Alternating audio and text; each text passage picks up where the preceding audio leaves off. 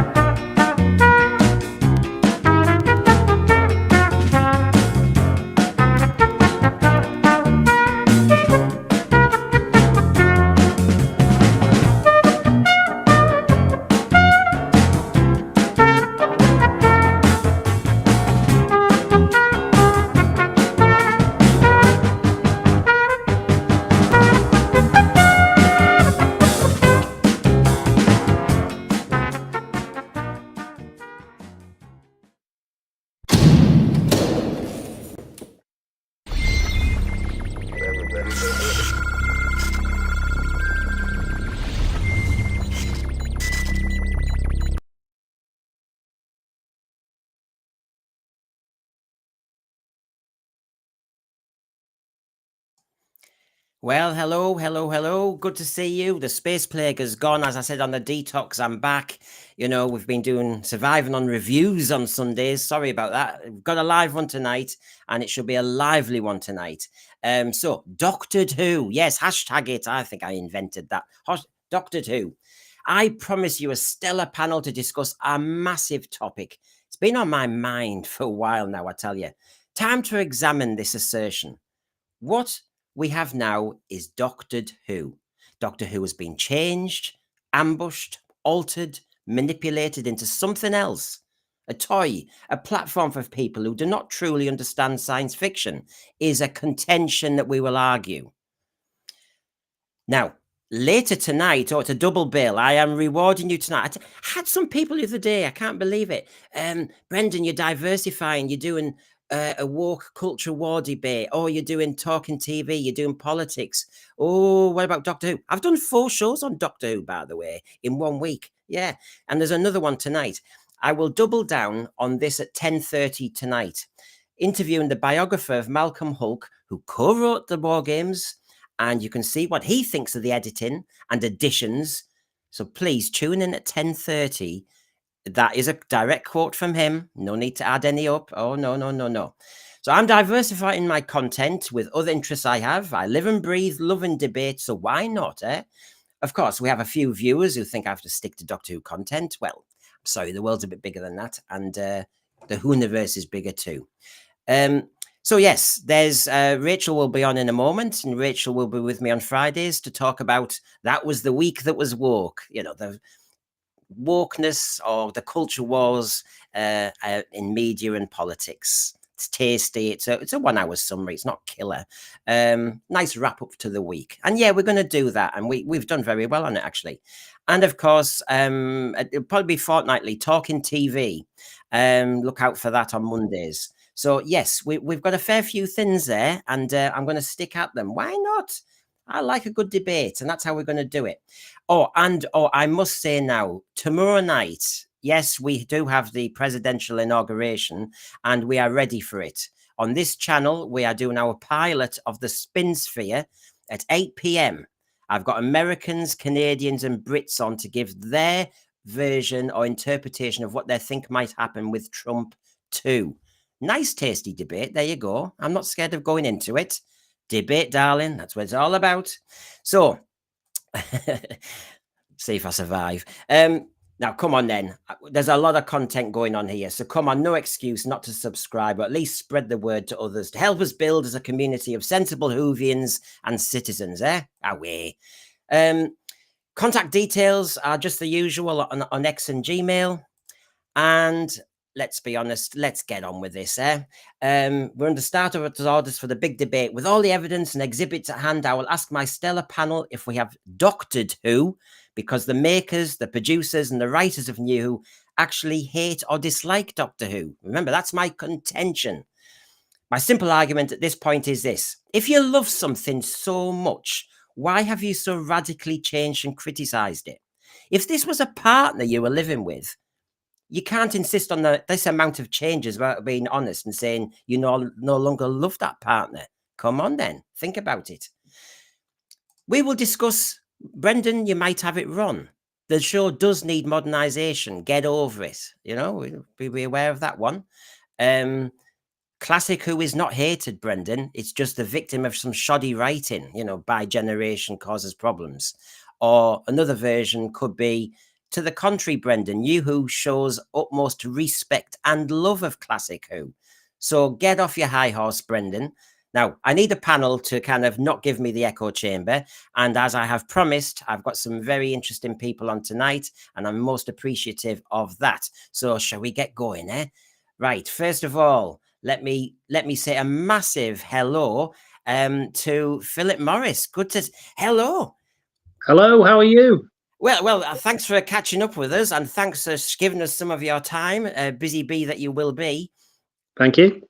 Of course, people think there's only one question I should ever ask you. This is as if you're going to give an exclusive to two people on a little tiny channel, and as if there's nothing else to your life. You know that all you do Absolutely. is hunting behind the sofa for missing episodes. But I suppose I should just say, how's it going? It's going pretty well, actually. We're you know, we do deal in a lot of other things other than Doctor Who, but Doctor Who is still one of the things we keep an eye on.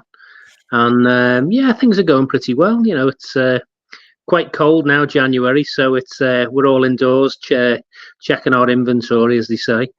I would have thought the hard thing about all this, one thing is everybody obsesses about, say, Doctor Who, when you've got a much wider diet of things that you're keeping an eye on and doing with your company. But the other thing is, it's not that easy in the world that we're in at the moment, is it? I mean, it's a volatile world. There's certain countries you can't go to at the moment. I would have thought it's just too dangerous. So, you know, the hunt for missing episodes, radio or anything, it's problematic all the time. And I suppose I'm saying that, but I'm also saying, Phil, it's never settled, is it?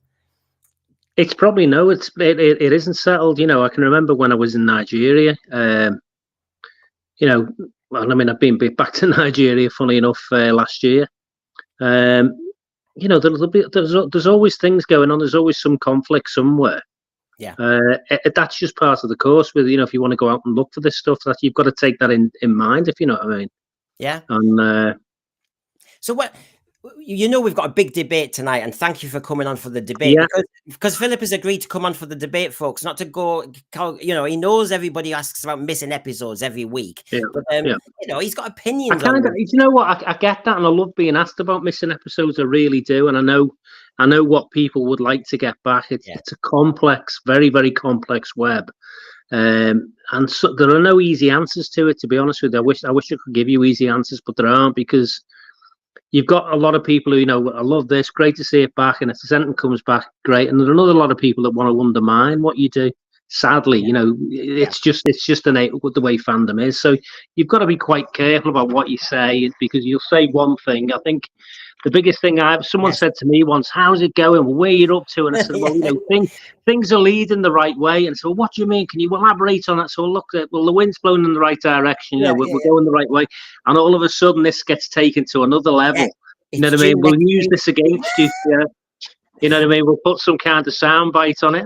I don't mind that. It doesn't really bother me. Well, I'm not looking for that, because I was seeing some of your tweets recently, and it was all about the war games in colour, wasn't it? That's what the issue was. Yeah. I was, to be honest with you, I mean, you know, I'd like to say something about that. I think the people who did the colorization did a fabulous job. Great, it was great. You know, there are a lot of colour photographs that exist for the war game, so you've got a great colour palette to work on there.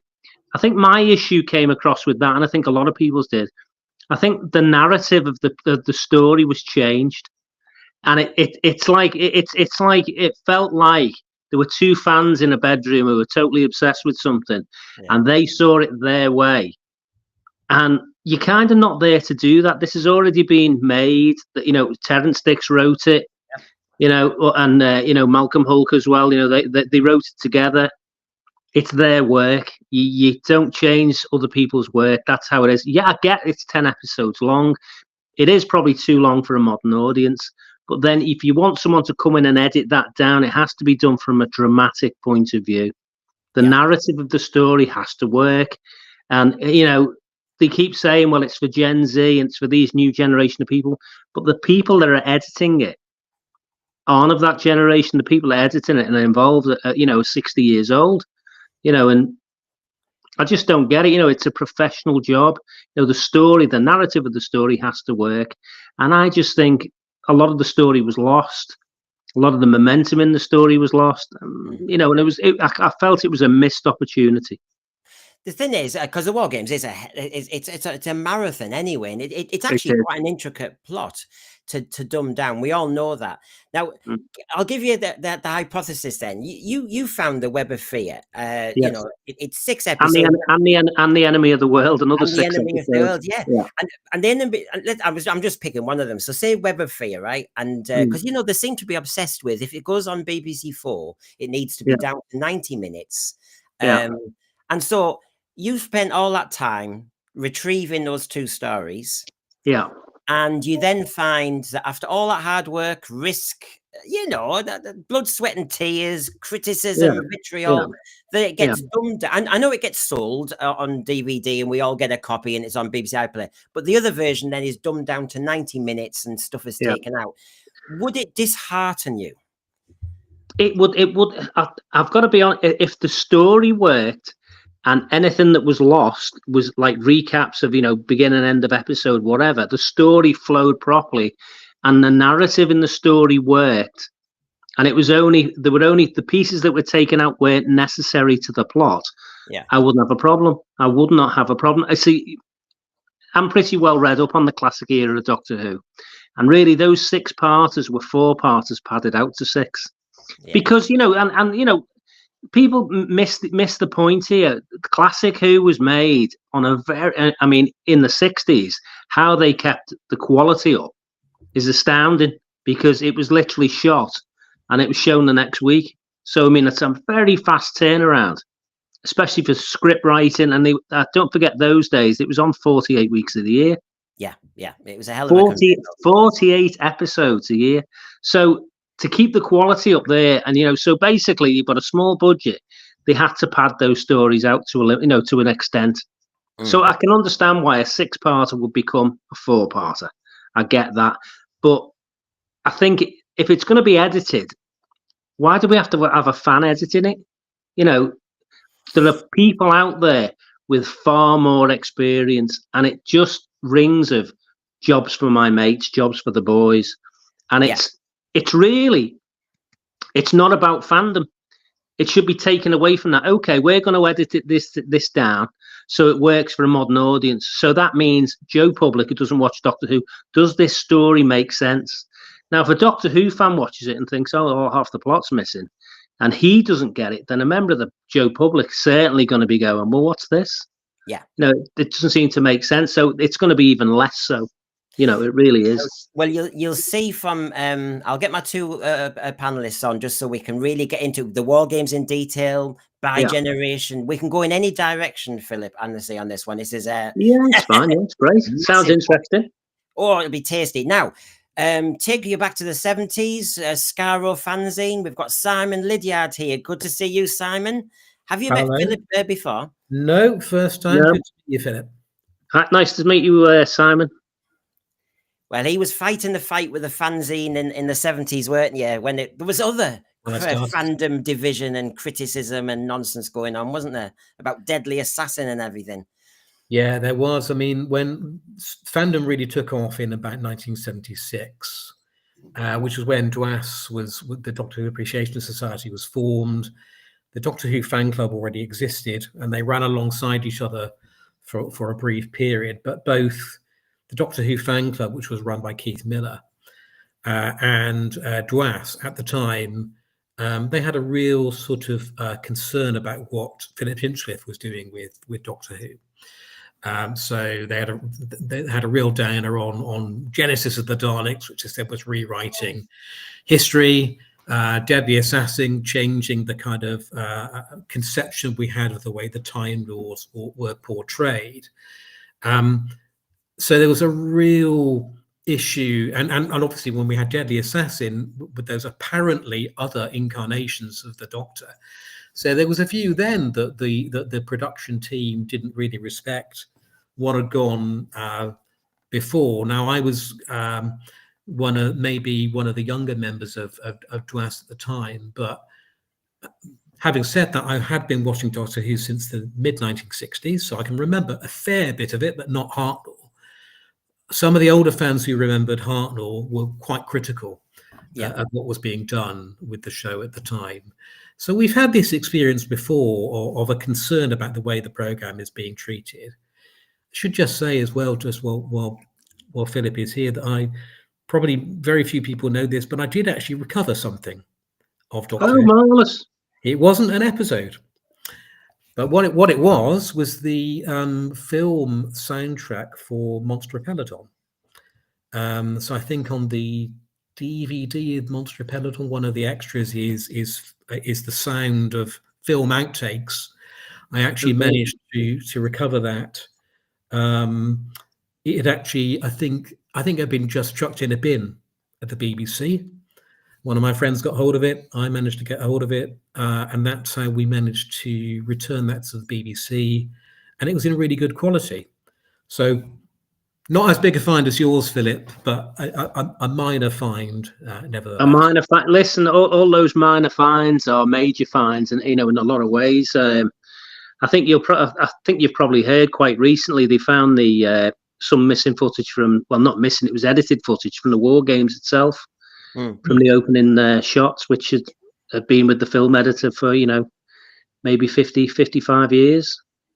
It's amazing. I'll get Rachael on because she's been waiting, and then we can get really rocking and rolling with the debate. Sorry, Rachael, Queen of the Woke. She has her own stream and she's been waiting there, champing at the bit. Have you met Philip before?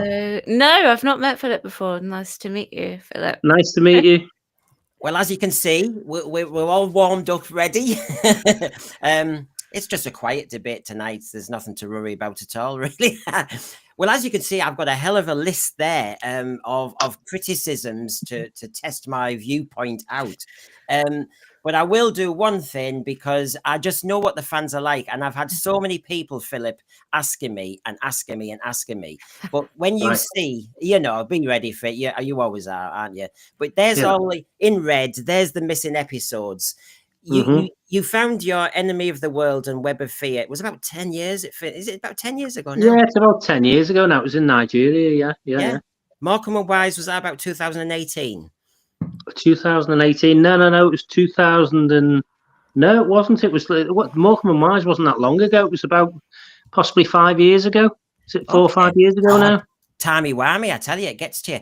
So when you see that list there, and I know you must have you must in your office have a hell of a hit list for many different shows. I don't even know where you start. I have a huge map. It looks like something out of Tobias Vaughan's office in my office, which has got pins and pieces of cotton running from country to country, where I see where things were sort of shuttled across, and I've done the research on it. Yeah. Is it getting to that point now, though? I'm not asking for any, I'm not doing that. That's the old chestnut we were talking about. But yeah, there must be a point with all of this TV now, radio, everything, where it's going to be absolute luck now to find anything left. Is everything just about found that could be found? Do you Well, okay. Well, let me take you back 12 years ago.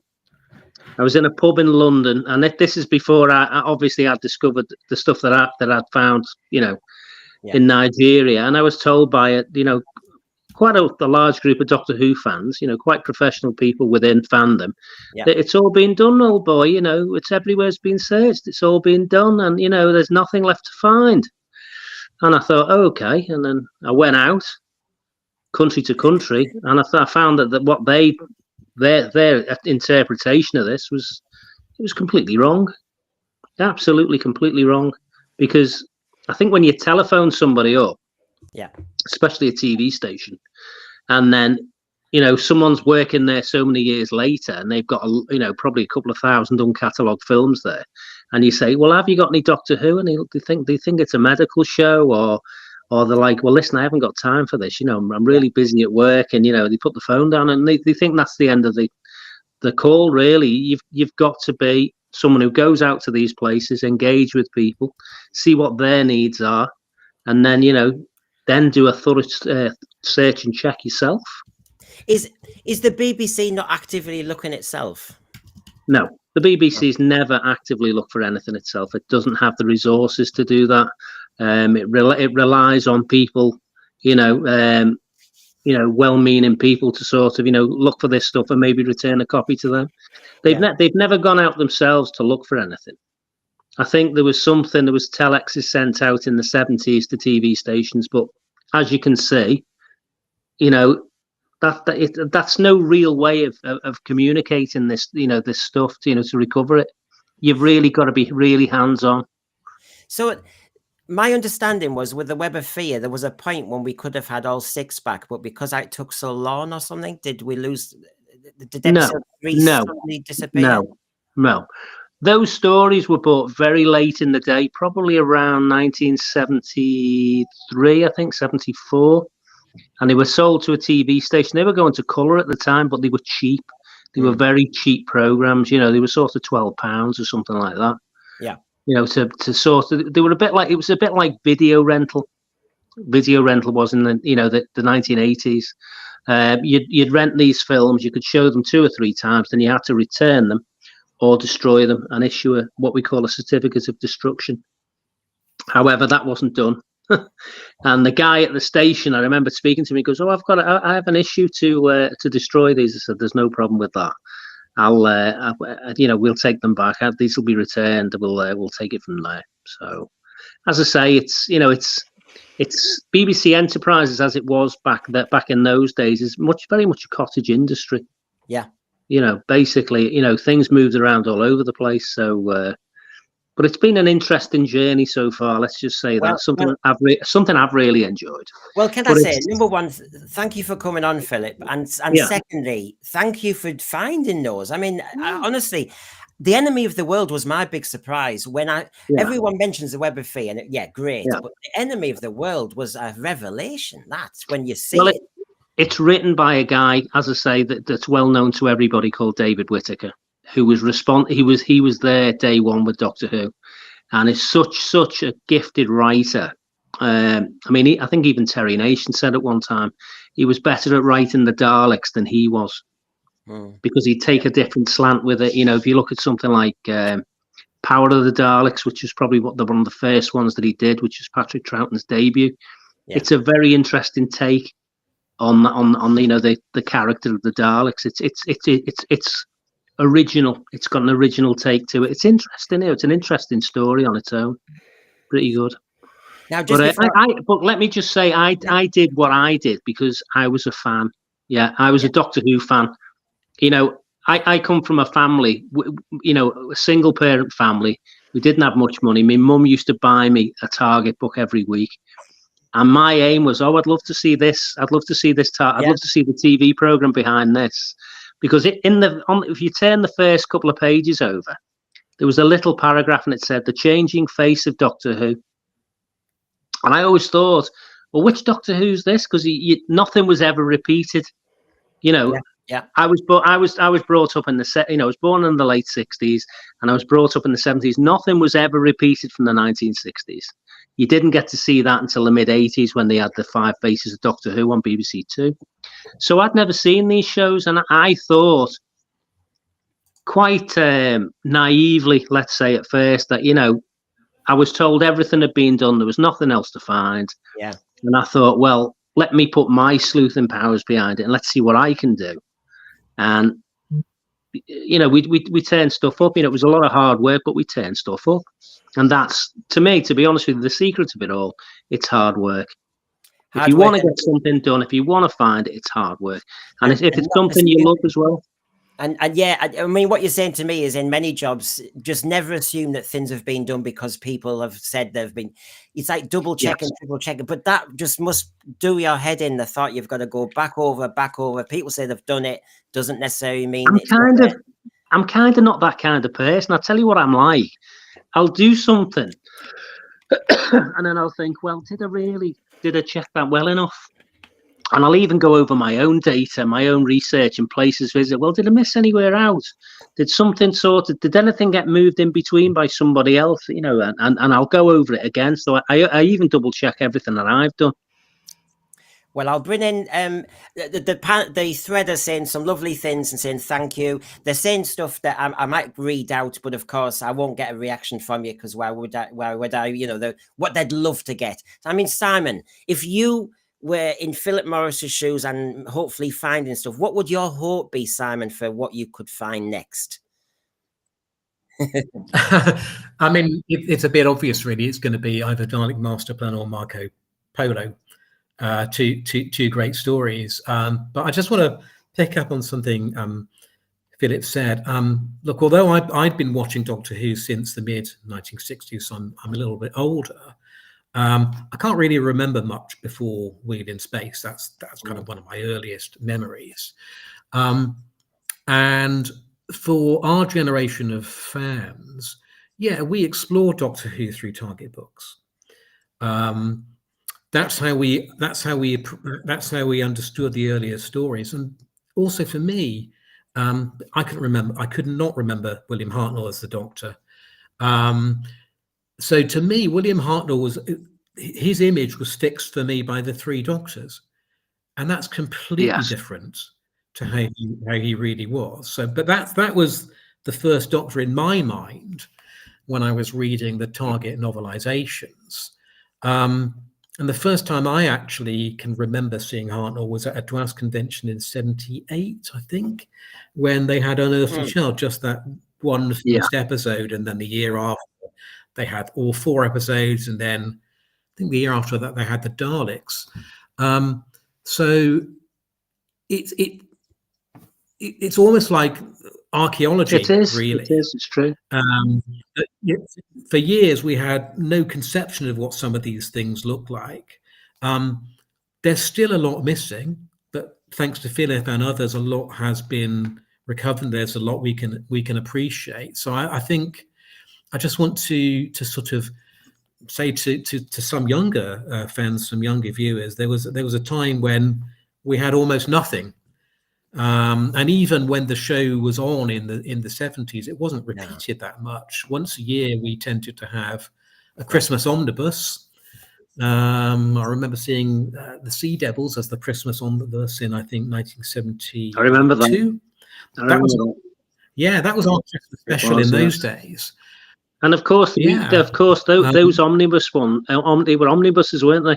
So they were edited down. Yeah, but again, the story still made sense. The narrative was intact. Yeah, they had more time, didn't they? They had enough screen time to do that. I think one of the issues with the War Games was as I understand it, they were given a 90-minute slot. They weren't told to try and edit it down to what you can do, you know, how you would like it. It was there's your 90 minutes and edit it. And obviously, different people will take different views about how successful that was in conveying the storyline, but they were working to that 90-minute slot. Well, Rachael, I know you've been waiting there. As a younger Doctor Who fan, yeah, I was sat there thinking, what's this omnibus on a Christmas day for Doctor Who? What's that? I've never heard of that. Omnibuses. Oh yeah, Planet of the Spiders and all them. Yeah. So, I mean, what would you like to find again? What would you be wanting to sort of miraculously appear? Oh goodness me, Marco Polo would be a good one, I think. But also, like, I know we have the animated version of the Celestial Toymaker. However, I would have actually liked to have seen it in its original format, because I think the animation is very surreal. So I don't think it necessarily matches what would have been going on the screen. I think it was just their own vision and their own take on it. So I'd have loved to have just seen what it would have been actually, you know. But I know that's obviously not going to happen because we've obviously got the audio from it. But I'd like to see that. I think there's 2 prongs to this, really. I think you will see more episodes of Doctor Who recovered. and the ones that cannot be recovered, because obviously some of it will be lost. I think not yet. I don't think we're there yet, but I think if we have the telesnaps, we have the studio floor plans, we have the soundtrack.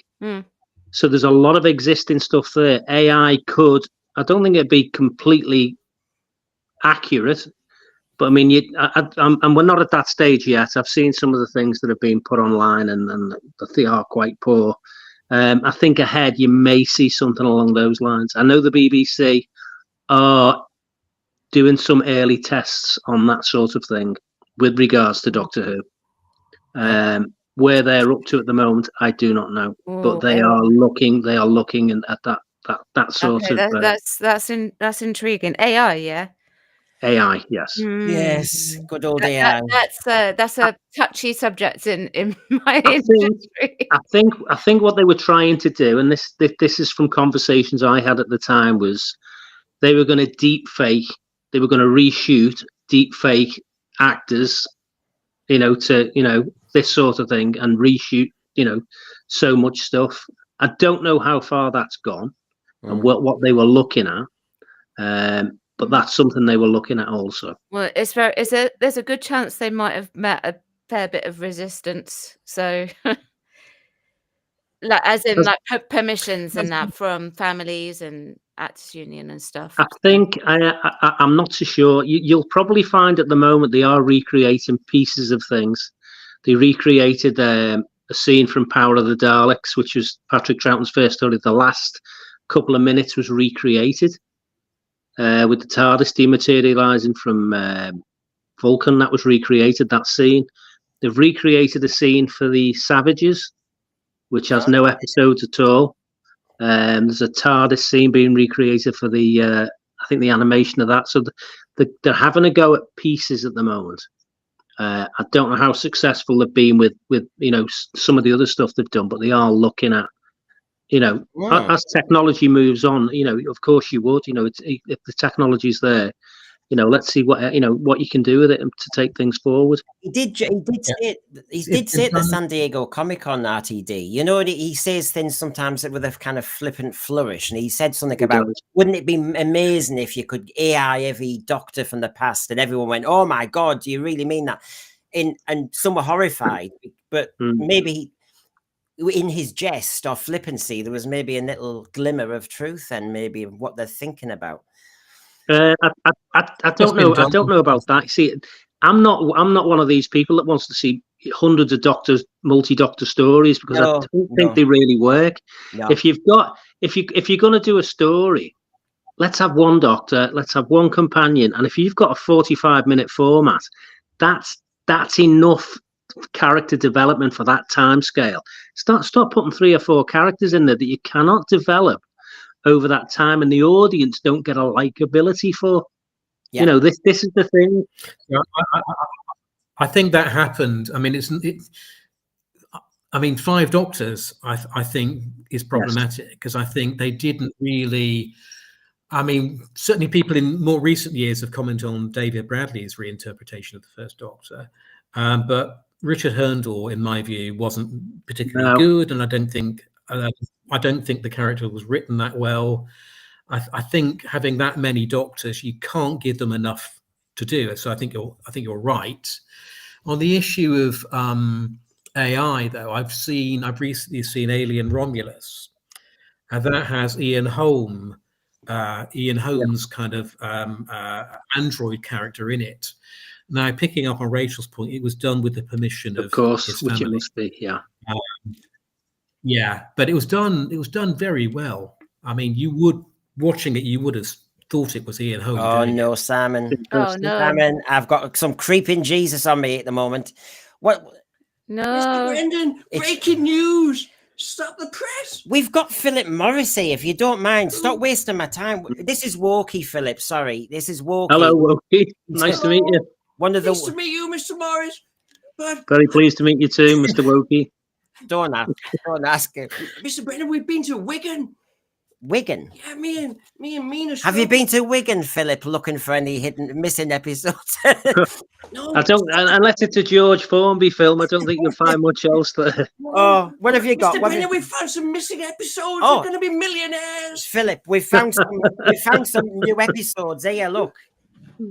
Hey, Wow, hold on. way. Philip The found web of them. fear. Oh, see, Wookie, I told you we Hey, already just- found them. Oh, Just clear off. sorry, we got it wrong. Sorry, Philip. You thought we've already got them. Honestly, Philip. Got it wrong again, Mr. Norman. Sorry. Yeah, got it completely Not a wrong. problem. You see, Just- they thought they just- found something. They do. Just going on to what Simon was saying there, it's interesting. You know, I was watching. I was watching Jeffrey Baildon in a Yeah. production. I know he was initially thought of to play the first Doctor before Hartnell, and you realise when you see him in some of his roles how tightly the idea was, how firm they were on the idea they wanted for that first Doctor, because there's not much between the two of them. Yeah. If you know what I mean. The cat Baildon, really, you look at his Cat Weasel character, it's the first Doctor, really. That's what it is. You know, you can see the same thing, that eccentricity and the look of the guy is very similar. To be honest with you, I would have thought probably Baildon would have been better than Herndl for the Five Doctors, really. Yeah. Yeah. We see this is if you don't mind, Phil, I'm going to go right into the debate Yeah, now. sure. We Yeah. can hit on all these topics because I've been advertising this, which is I have come to a point, and I think a lot of people have, if they've watched my streams over the year with me, Rachel, and everybody, have realised that I do think I've come to this conclusion. It's Doctored Who now. I do start to worry that those people making you who possibly say they're passionate about classic Who, but they're changing it so much they can't truly like it. Now, I need evidence. I want to start with something to show. It's going to be Stephen Moffat's criticisms of the Doctors that was found from '96. But I want to give the panelists free rein first. I've got a list there of various things that I came up with, but you might have your own, or you may have your own. You know, I've got classic Doctors were said to be too pompous, said RTD. He's retconned Sutekh, the Toymaker, Davros, the Sonic Screwdriver. The show, as you said, Philip, has turned into fan fiction in some ways. The retcon of the War Games, the War Chief Master. I mean, there's just a massive list there. However, I want to give you free rein, each one of you. We call it our burning issues. So we'll start with our burning issues.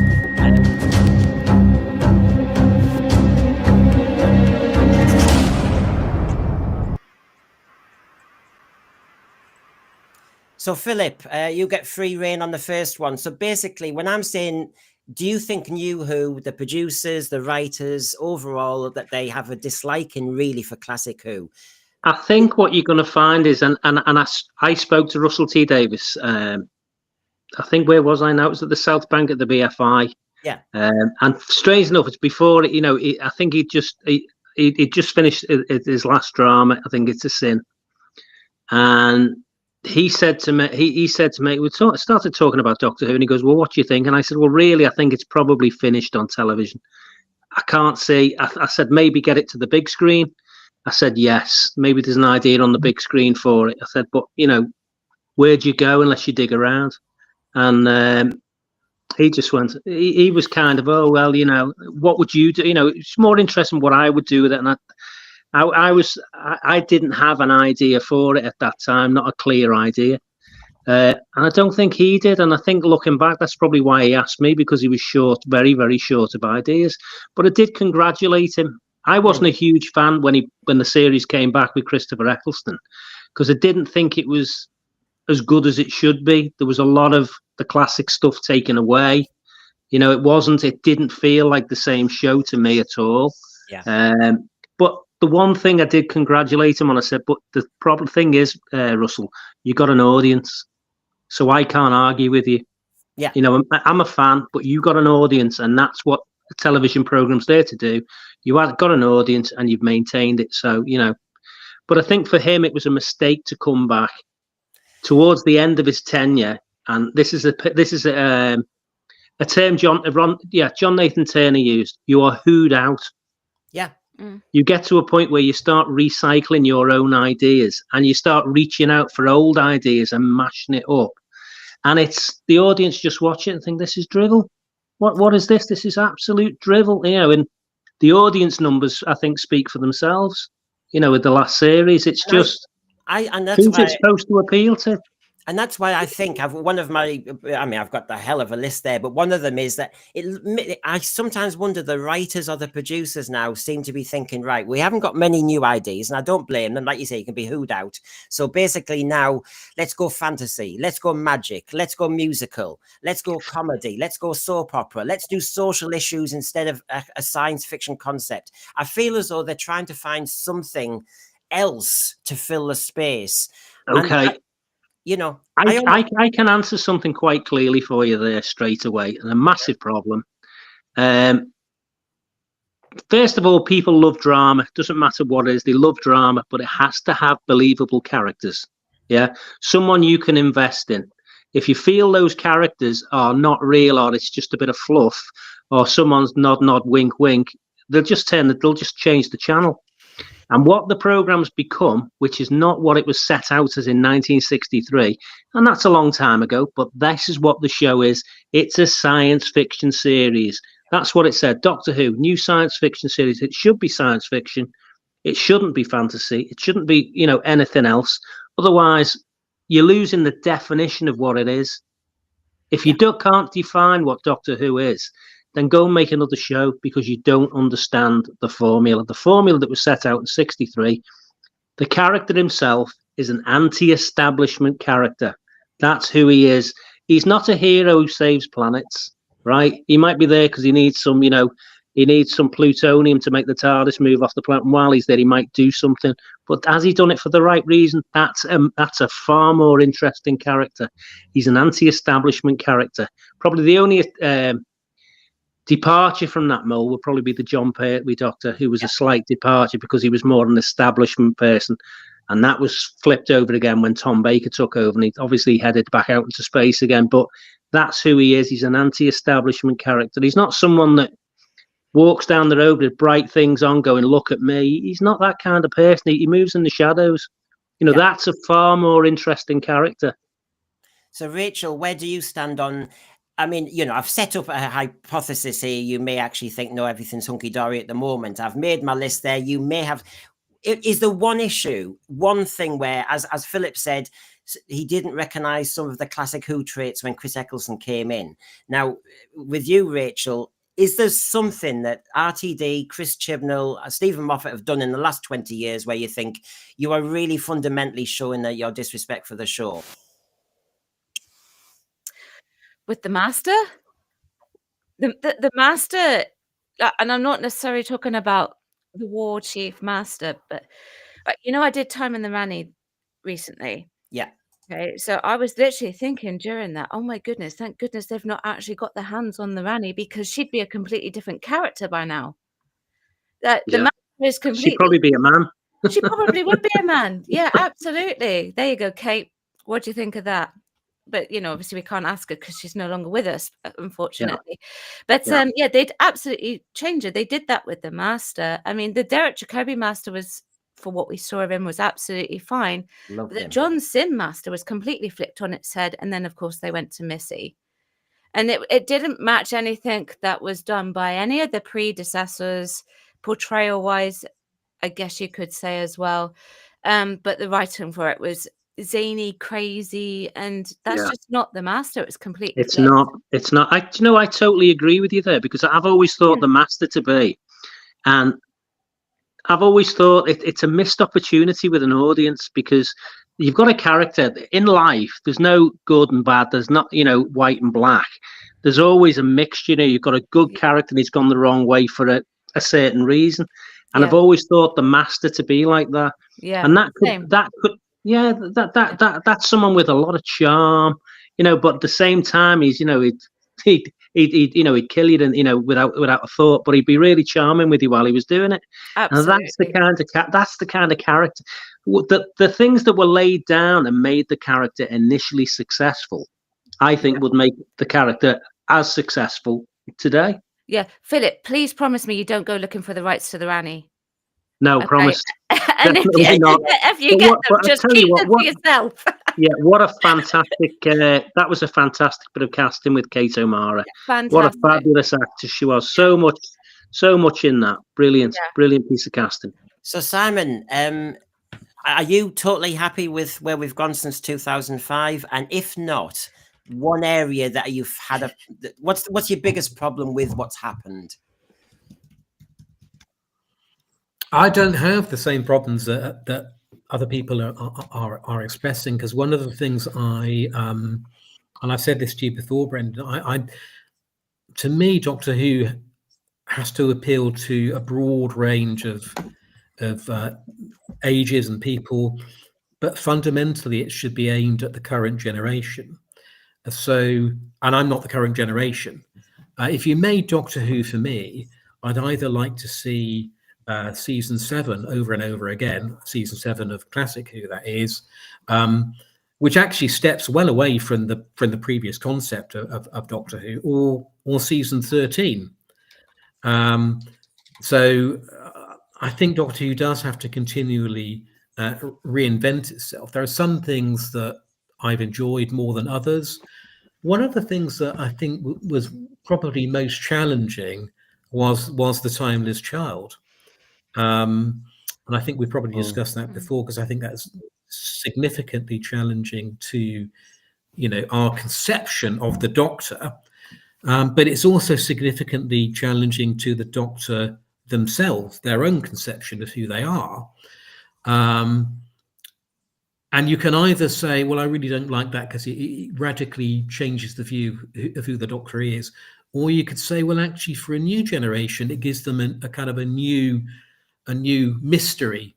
Because one of the problems, I think, of the Doctor being a sort of 60, the character has been going for 60 plus years, is, I quite like what Philip was saying about, kind of the mystery and being, I mean, Troughton's Doctor was so much in the background for much of the time, but his Doctor was making things happen, but he was almost in the background. Because the Doctor, the program's been going for 60 years, it's difficult to continue to imbue the character of the Doctor with mystery. And whether it was a misstep or cack-handed, I think the Timeless Child was an attempt to re-inject that. But in doing that, it's probably going to challenge people like myself and people of my generation who grew up with the character of the Doctor. Another thing I found quite challenging was in the last season with the physical representation of Sutekh. But that's because I had in my mind the original version of Sutekh. Well, his interview in the SFX magazine, he said he brought Sutekh back for the older fans. Well, if you're going to do it for the older fans, make sure we recognize him. Otherwise, that's pointless. Simon, that's strange, because at the same time, Russell T Davies said before Ncuti Gatwa series aired, this is not for the old fans, we're after the Gen Z. Yeah. He told the fans, you're out. Let's just get this straight. And this is important for everyone. No matter the thing with Doctor Who, and this is being kicked away a bit. If you're 9 or 90 years of age, it's a show for you. Yeah, this is a show that appeals. It's a family show. Basically, it's a family show. It appeals. It's supposed to have a broad appeal. There are plenty of characters and things in there, but don't overcomplicate it. And it's. I think what the problem you've got is you've got fans in charge, and they overthink it. They overcomplicate it. Where you get a producer who comes in, who's maybe not a fan, but he's a drama guy, and he's there to drive it forward. And it's lacked that since it's come back. It's lacked it. Which is what Innes Lloyd did that, and Philip Hinchcliffe did that. They weren't. Yeah, they were very serious drama producers. Now I agree with that.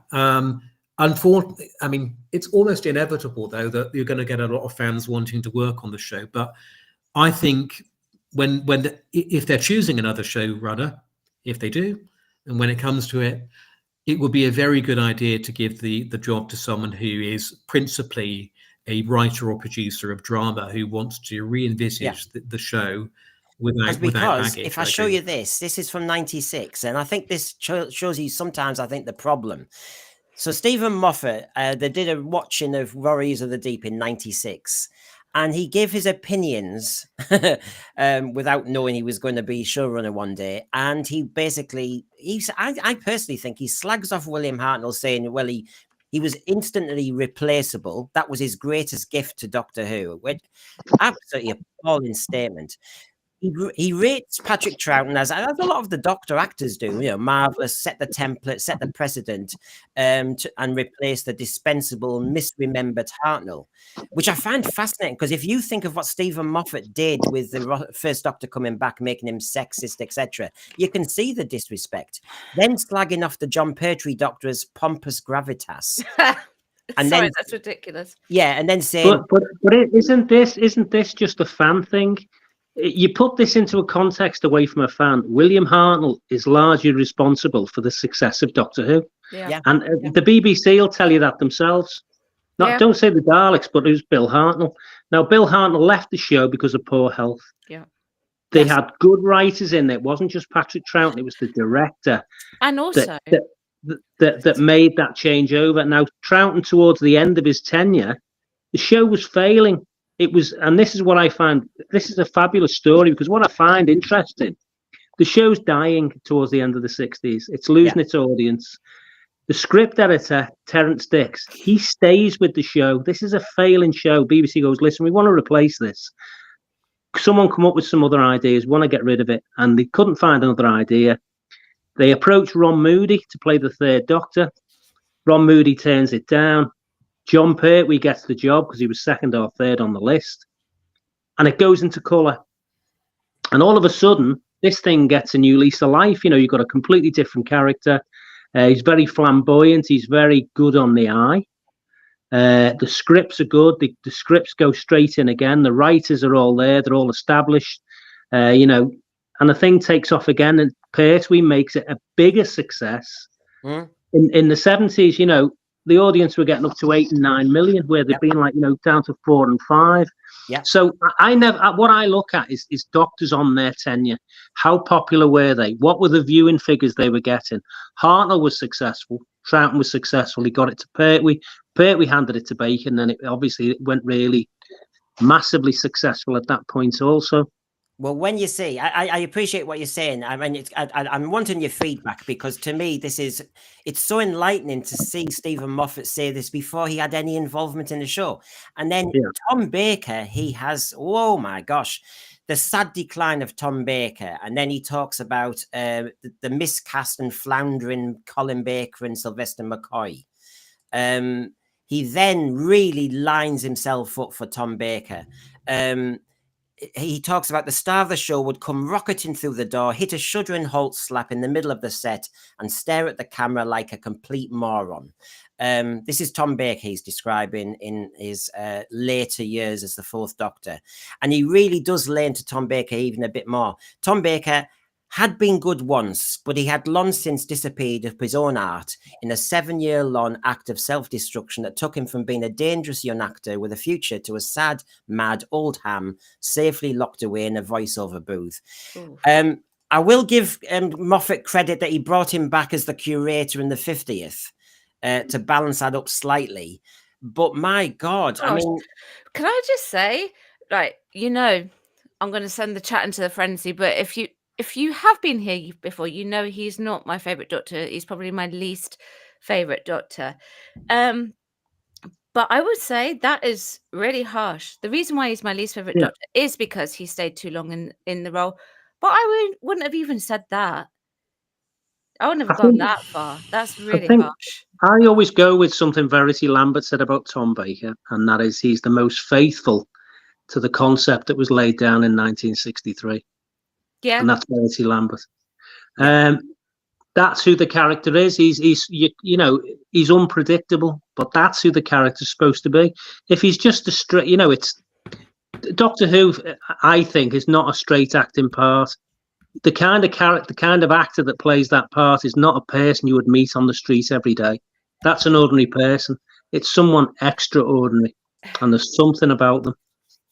Simon, what are you making to these comments? I mean, if it was just a fan in the pub, we all do it. But then you become showrunner, and then you start telling us that you thought that the classic Doctors were pompous. You thought it's a bit embarrassing, isn't it? I mean, I've made my. I to some extent agree with what Rachael said, although I don't agree. I mean, Tom Baker is my favourite Doctor, but I do agree with some of the issues. I think he became very, very comfortable, and the show almost revolved around him a bit too much. He was really good when he had good directors. But yeah, I want to emphasize he is my favorite of the original Doctors. But yeah, those comments are quite embarrassing. I'm not going to quote myself, but I have said in print embarrassing things about Colin Baker, because I wasn't very keen on that particular casting at the time. Although a lot of my issues with Colin Baker's Doctor and the costume, which I think is just utterly bloody awful.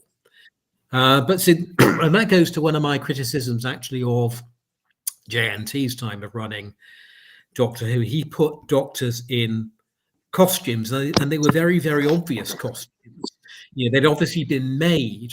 If you look at the first three Doctors, they had somehow found those clothes. That was how they identified themselves. Tom Baker's first few costumes, in particular his first, was very much suited his character. And then JNT put Tom Baker in a tailored burgundy outfit, which is beautiful. It's a beautiful design. I love it. But it's not that anarchic character which the Fourth Doctor was. And then Davison in the cricketing whites, which are not even particularly faithful to what they were meant to be. Well, it's a very obvious costume. In those comments from Stephen Moffat, there was a page there where his favourite Doctor is Peter Davison. Surprise, he brings him back in Time Crash. All of a sudden, things start to, and David Tennant, he aligned him with the Peter Davison Doctor. That's fine. That's your opinion, Stephen Moffat. But, I'll come to RTD soon, and some of RTD's comments about old Doctors and etc. You start to wonder whether they've really liked the presentation of the Doctors from 63 to 89. You do start to wonder. I mean, it's interesting to hear that, but they've got a lot more money to spend now with since 2005. They weren't stuck with a sitcom budget, basically working at the BBC, and the show wasn't highly thought of, really. And I'd like to see what they would produce, under those conditions. It's easy to look back 30, 40 years ago. I mean, I was watching one of the David Tennant ones a couple of days ago.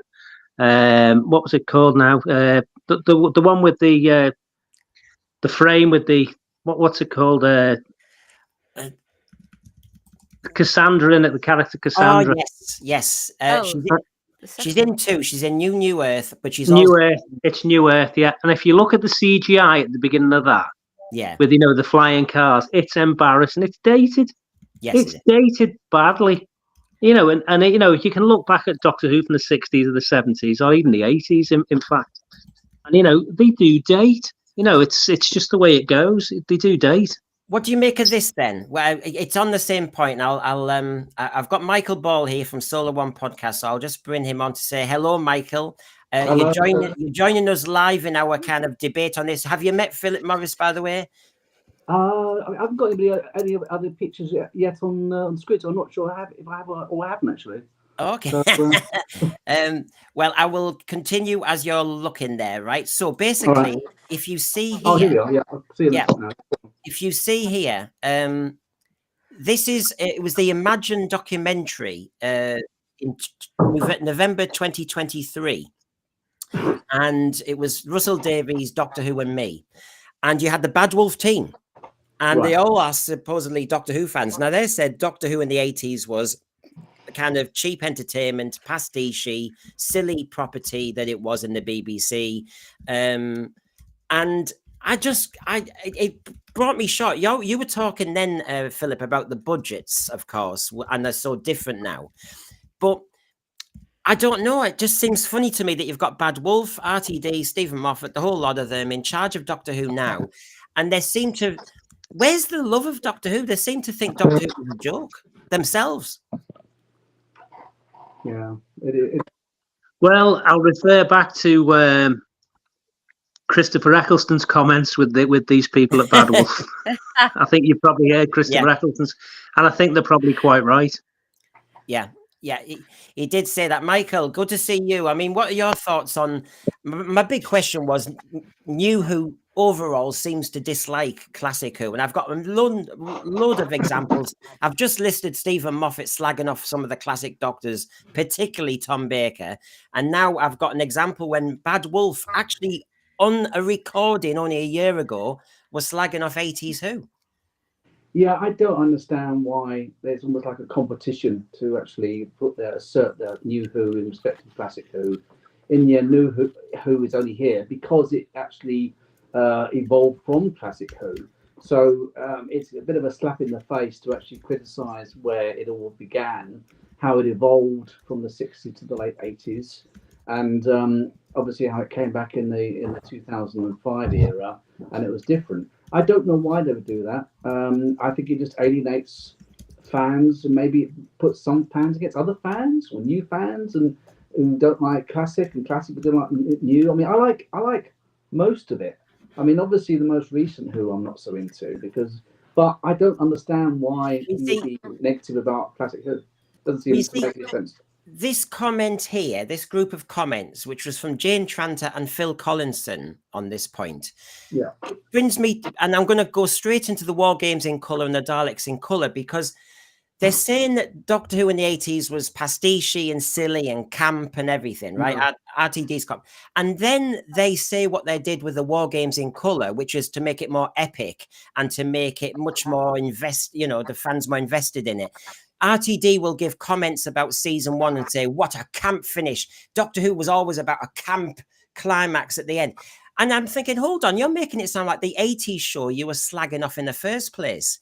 I mean... Well, 80s Doctor Who in the mid-80s got quite dark. Happiness Control, Colin Baker era, it was dark. And then it got slightly more comedic with Sylvester McCoy when he came on. So they did move it around back at that time. I personally loved mid-80s Doctor Who when it was dark. I think it was some of my favourite eras. That's the era I was growing up with it. And from my perspective, I mean, it didn't need lots and lots of money just to have great, interesting storylines. This is the problem. They keep saying that money works and more than the actual story. No. Well, earlier on when we were talking in the program, Philip Morris particularly, we were talking about fans shouldn't be running these things, and this is obviously Phil Collinson's reasoning. Now I know he's been on Coronation Street and stuff, but he hasn't got a writing background, and neither does Benjamin Cook. And they say in their head, the War Chief was always the master, and we've lent into that. We've got Murray Gold and Dudley Simpson's master themes under some of those big confrontations he has with Patrick Troughton. It's brilliant, such brilliant Doctor Who. But when you imagine it's the Doctor and the Master, it becomes even more epic. You end up investing so much more in that character. I mean, what a finale for the second Doctor. And then to see Benjamin Cook's explanation for what they've done. He might call himself the War Chief, but he's so clearly the Master. Inserting a surprise appearance from the Master in a 55-year-old story was irresistible, and to do it solely through music and colour was even more fun. And I'm thinking, hold on a minute here. You're doing it for yourselves. You're doing it for ego. You're doing it for fun. You're doing it for a good old wheeze, a good old nudge, nudge, wink, wink. Isn't this the problem? Isn't this the problem? Is that the point you were trying to make in a way, Philip? It is. I think you'll find, and if you look back, there's a link back to this. And this, I think, fandoms got into the programme, through the BBC, through through fans meeting up, a certain group of fans. I think this was always planned, going back in the mid-80s. To sort of get control of the program and take it in the direction they wanted to take it in, and I think it's a dangerous thing to do. I don't think anyone at the BBC realised if you've got fans, they just live in that world of just Doctor Who all the time and rewatching things and making links that aren't even there. I mean, if there was a link with, Terrence Dicks made it very, very clear. The War Chief is not the Master. He made it clear. He wrote the scripts. It's his story. You can't go back. I mean, it'd be like me going to the Louvre, and you know what? I think the Mona Lisa needs a moustache. Doesn't she look much better with a moustache? I can't do that. It's someone else's creation. It's a work of art. Just leave it as it is. It's a piece of television history. You cannot change what somebody else created. It's wrong. And it's a fan thing. It's not. It will not go down well. It's defacing in the future. Defacing the original. It's reinterpreting. Absolutely. For a reason which doesn't actually make much sense to me. Why not just respect the original? It makes absolutely none. I totally agree. Absolutely no sense. I know that they're trying to entice newer audiences to embrace the classic era, but don't do things like that. Don't make the Masters suddenly appear in the Second Doctor's era and put in the Masters background music every time you see him. And I just don't understand. It just seems daft. It's almost like a gimmick. It just doesn't make any sense to me. Yeah, and this Absolutely. This is what I mean. It's not that they're not custodians of Doctor Who. This is what I mean. Right. If you are a lover of classic Who, and you as we all did, we found Doctor Who way back. To then be in charge of it, you want to preserve it. You want to find it, like Philip. We were going to get Neil Cole on. You want to, restore it like Neil Cole does in his sci-fi museum. You don't want to impose your 2025 filter on it. It's got nothing to do with you. You are just protecting, finding, preserving. You're not imposing yourself. And I find that they seem to be imposing themselves on Doctor Who and therefore changing classic Who. It's almost like they're jumping on a bandwagon, isn't it, really? Because some other production companies do things like that. They just do whatever they want with source material. Well, you get that with long-term. Interesting as well. Disney changes their product and doesn't leave you the original. So, for example, if you want to try and find the original of Fantasia, you will not find it. It doesn't exist anymore. Have the Star Wars franchise not done that as well? Yeah, something like that. Yeah, I think the Star Wars franchise has been an absolute disaster for Disney. They've lost billions and billions of dollars on that. I mean, if you look at Doctor Who, if I said to you, Doctor Who now is a gay man. Doctor Who is played as a gay man, and there was one recent episode where he disappeared behind the bush. We know what he disappeared behind the bush for, but that's Doctor Who. That's for a modern audience. I don't think it is. That's absolutely not what the program's about. If you want to make that program, go and make it, but don't put the emblem of Doctor Who on it, because you're making something else, and the audience isn't there for it, which is proven this last series. In Hollywood, that now that Trump is coming back, they reckon that that Hollywood might become a bit less woke because of the actual perspective of him being in charge. And so a lot of these stories and a lot of these things which have been in recent years, which a lot of people don't actually like and don't actually think, I don't mind representation and stuff if it's integral to the story. I don't want absolutely tick boxing just for the tick boxing rather than actually taking away from the story. That's the problem. And absolutely. That's what they don't seem to understand, and people don't want to put up with that, and they just don't listen. And I'll get really absolutely. And people, of course, vote with their feet because they don't go and watch the programs. They'll just switch it off. It's not what it's supposed to be. I think the problem is here. I think with Doctor Who, I think probably Russell's guilty of this. Is he's brought his own lifestyle, his own personality, and his own beliefs straight to this program. I mean, Russell's own statement on this is gay rights and trans rights are more important than Doctor Who. Yeah, but then why are you making Doctor Who? What are you doing that for? This is not, a protest program. You're killing it. You are killing this program. Going now, right? That's fine. There's no problem with that. That's fine. But why does he put all these issues and all these messages in this science fiction family show when, again, you can have representation? Like I said, I don't mind that. But it's more about... The thing is, I can try and answer, Michael, because I did one of my very first shows about this, which was that very Imagine documentary, because he gave quite a lot away about his thinking, and I'm going to show you a bit now, and I think it might answer a few things. So basically, in the documentary, Caitlin Moran, who works for The Guardian and is a friend of his, said, and I'll just go big screen so you can see it for a moment. She said, imagine now being able to be this political.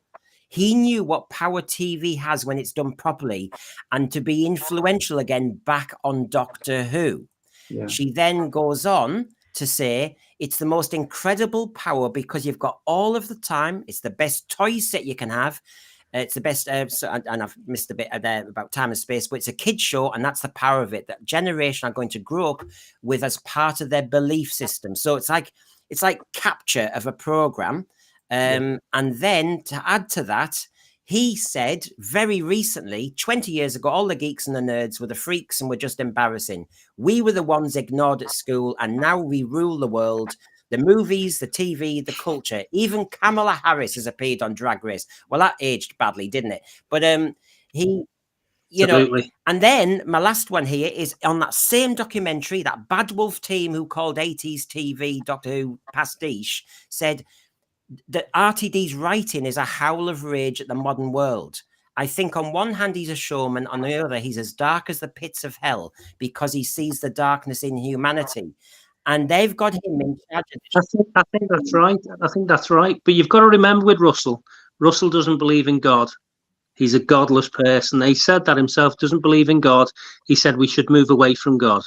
Yeah, so again, that's in there. Again, it's the individual. It should not be putting the individual perspectives in this series. You should be writing science fiction stories for family, for people of all ages to enjoy. You know, I mean, I'm not religious myself, but I certainly respect the people who are religious. I wouldn't be saying to people, oh, well, let's make let's do a YouTube clip or something and be anti-religion. I don't get it. I don't understand why it's getting worse and worse. I think the one thing that disturbed me with Doctor Who this time, I mean, I'm a dad. I've got my youngest is 7 years old. I tried to get her to watch Jodie, not interested. But this time around, I watched an interview with Russell, and Russell said, we've got to get to the 5-year-olds. We've got to get them. We've got to show that this stuff is normal. And I watched the episodes and I thought, hang on a minute, you're indoctrinating kids here. You're trying to say the trans and all these other things and, you know, and sex and you're putting into it, you know, this is wrong. You're trying to indoctrinate children here. This is completely and utterly wrong. And I think how you integrate it. I think that's why people have walked away from it. Walked away from it, the audience. It's how you integrate it.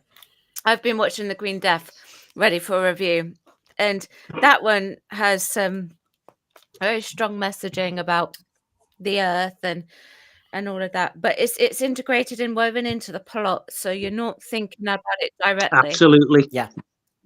It's not punching you on the. It's a great story, The Green Death, but it doesn't punch you on the nose. But it raises some really important issues. Message. I don't mind that. It's just when it's so in your face, and it's like you're saying about children like 7 or 8. I mean, mine are about 10 years older than that, so they sort of got past a bit of Doctor Who. But when 2005 came along and they were watching it and they're growing up, it was fine. I didn't actually have a problem with it. But now, after watching episodes like Rogue, if my kids were 10 years younger than they are now, I would have turned off Rogue. I would have just thought this is just not what I really want them to see at that young age. Well, this is why one of my elements there, it's about halfway down my hit list, is the show. Look, the show, as Rachel rightly said, you've had the Green Death, the Curse of Peladon might have been about, you know, joining the EC, that sort of thing. It's always had touches of it. Yeah. But the show now seems to have been, and I will say it, captured as a political platform. And the reason why I think it's dividing fandom much more than I think it ever did, but that's open for us to discuss, is because Doctor Who's now 61 years old. It's a British icon. It's part of the British cultural landscape, much more than it was before. So when it's much more political, I actually think it seems to be, it's being torn at by sides. So you're thinking, I don't like what you're doing to my program. Well, tough, it's my go. There's the quote here. We own TV. We're doing what we want with it. You know, he's even quoting a failed candidate in American presidential election. I mean, he's missed the moment. but he's thinking that he's on the side of right, and he's Let's basically what he's saying. It's a very Marxist statement. You know, he comes across to me as basically a Marxist. It's a very Marxist statement that he's saying. It's about capture, and you know, that's the last few days of President Biden about TikTok and the argument about online social media, and we've got to protect the kids and fact checking, you know, all that debate that's in every country now in the Western world, and it's about protecting the kiddies. Meanwhile, Doctor Who is all about political capture to then sell us a story that not every parent's happy about, and this is where I think it's grooming. Basically, it's grooming. That's what the message that Doctor Who gave me last series. It was about grooming. I do think let's get the 5-year-olds. It was grooming. I can actually see that. I admit it, but I think you're right. I can really see Simon, you can see where we are at the moment. It's wading into. I mean, I do think Doctor Who's more of a political platform than there ever was. Oh yeah. Simon. Can I just bring a point forward here, and that's when I used to watch it. You know, when I used to watch it when I was young, there were all sorts of political things going on in the background, and you used to turn your television on of a Saturday evening, and there was this guy in a blue box, and he'd take you off to a planet somewhere, and you didn't have to worry about all that, and it was escapism. And what we're getting now, it's not escapism, not taking us away and have a great adventure that we can believe in. We know there's a lot of jeopardy in there, like it used to be. That, you know what I mean, would keep us hooked. Now it's about agendas. Well, we've got to show this, we've got to tick this box, and there's no story anymore. It's just about that's all it's about, and there's nothing in there. Ticking box and story. I mean, it's very evident. Yeah. Absolutely. Simon, what were you going to say? Because I like to see what balance there is here. I try and remember it. But yeah, I mean, all culture is political to an extent.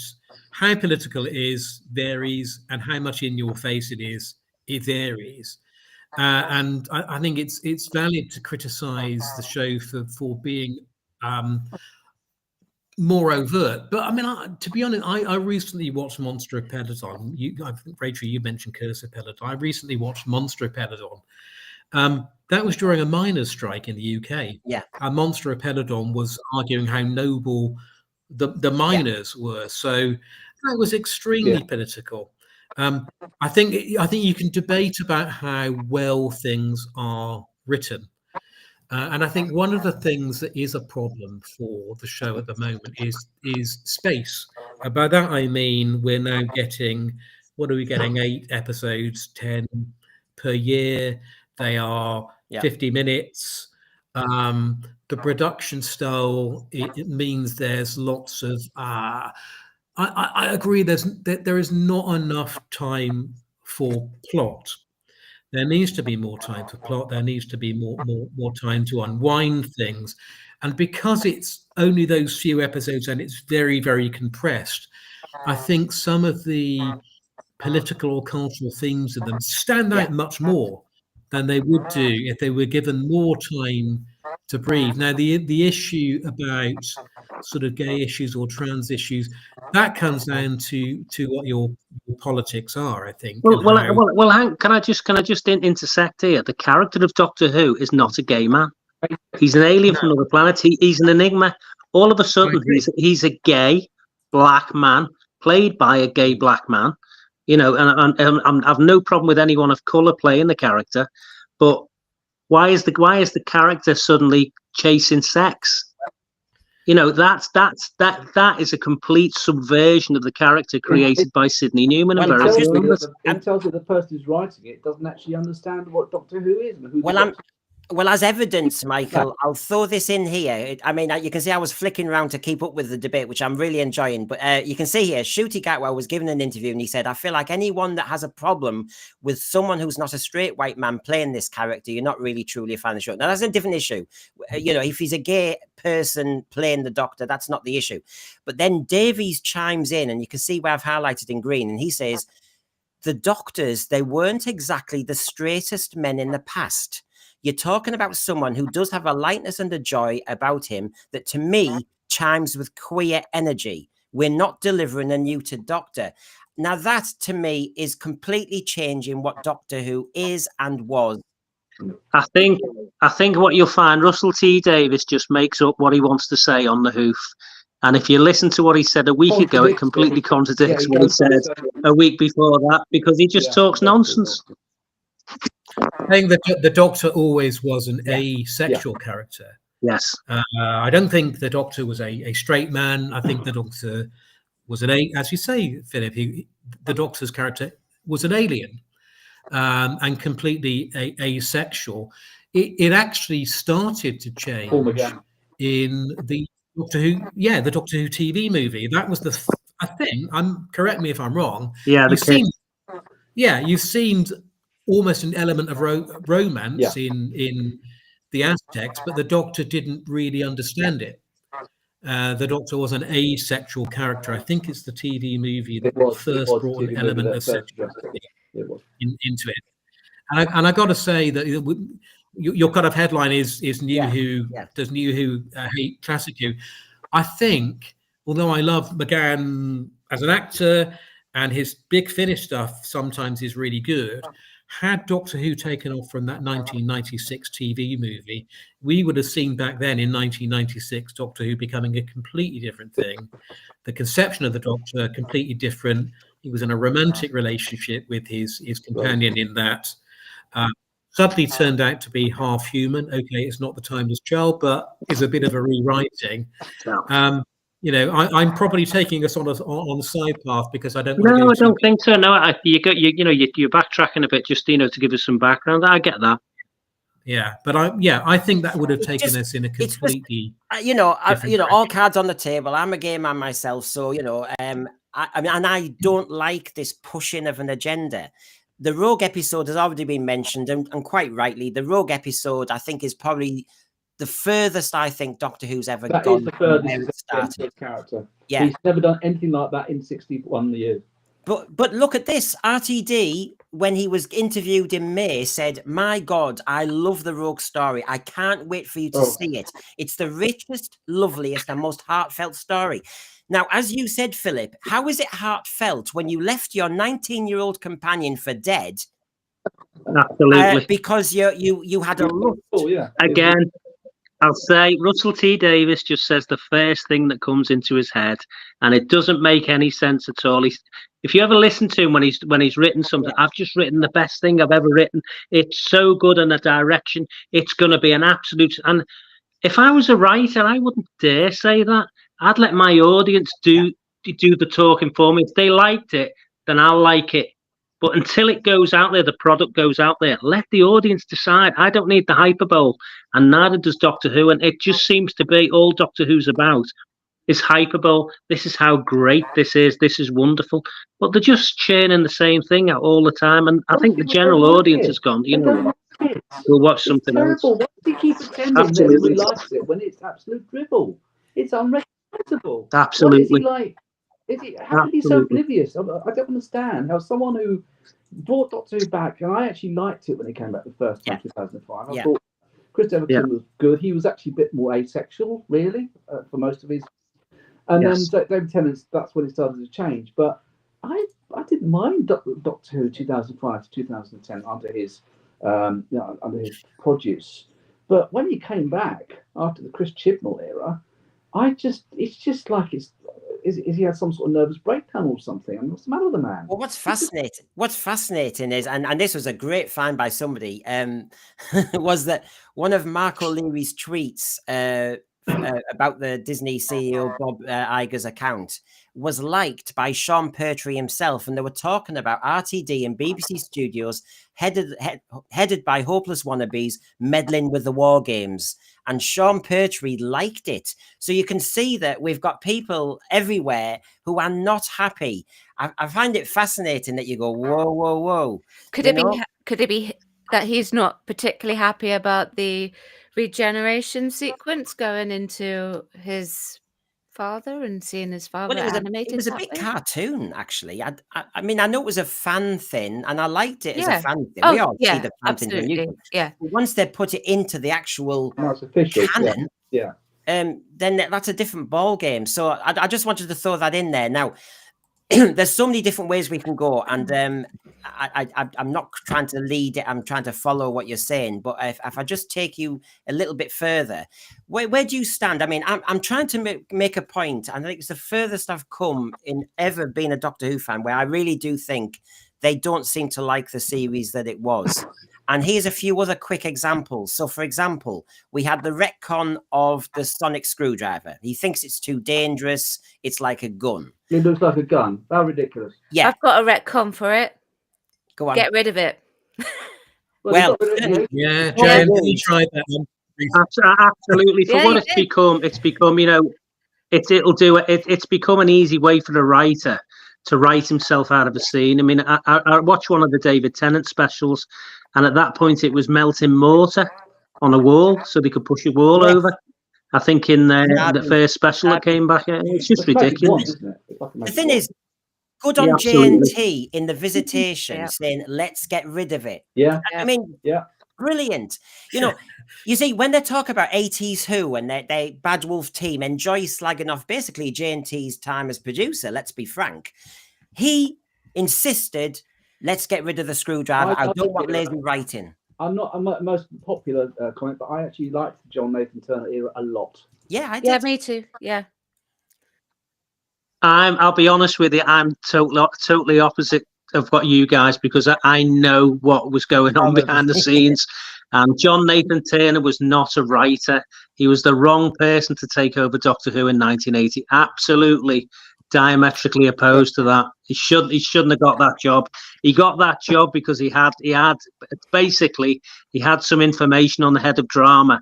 That's why he got the job. Otherwise, he wouldn't have got that job. That's a revelation. I mean, I on JNT though, I was for me it's a mixed bag, but I think JNT saw the program as too much of a almost like a pantomime. And by the way, he ran pantomime. I think you're right. Absolutely, yes. And he forced his leading actors to appear in his pantomimes, which were not BBC productions. But yeah, I think. I mean, I don't want to be terribly unkind about JNT, partly because he ran the program for a long time. He did keep it alive, but did he keep it? But can I just interject? Did he keep it alive for his own reasons? Did he keep it? He didn't keep it alive for fans. He kept it alive for his own reasons, I think. Well, but perhaps that is the case. But I do think it was a bit too pantomime. Rachel, you were talking about the Master before. I saw. I mean, I rather liked Anthony Amy's Master. It did seem like a pantomime performance based on Delgado's Master. I've heard that before about it, and when they brought the Master back for Big Finish, one of the first iterations, I can't remember who the actor was who did it, but he said that he noticed that when he was looking at the Anthony Ainley Master, there was different ways he would do it throughout his whole tenure of actually playing the Master. Right. Okay. And I agree with that. Yeah. Yeah. And he was, Anthony Ainley himself was quite an unusual character. I heard that slightly too. odd. I've heard that too. So, so on the retcon front, because I'm massively trying to prove a point, but kick back to get back onto your agenda. Go on. Push an agenda. I'm not the only one in Doctor Who pushing an agenda. So, well, the retcon of Davros. I mean, I would honestly say, if you don't like Davros, you don't like Doctor Who. I mean, why would you change Davros? I'll be honest with you. The retcon of Davros, I thought that was a joke, and literally when Russell T Davies came on and said afterwards, well, through the sort of the lens of today, and I thought, to make someone evil in a wheelchair, the wrong thing to do, and I thought this is a parody, surely. I'd be interested to know what Julian Bleach actually thought of that, but we'd never get that information from him. Yeah. I don't think it matters that much. I mean, it wasn't in the show. I don't think there was any need to do it.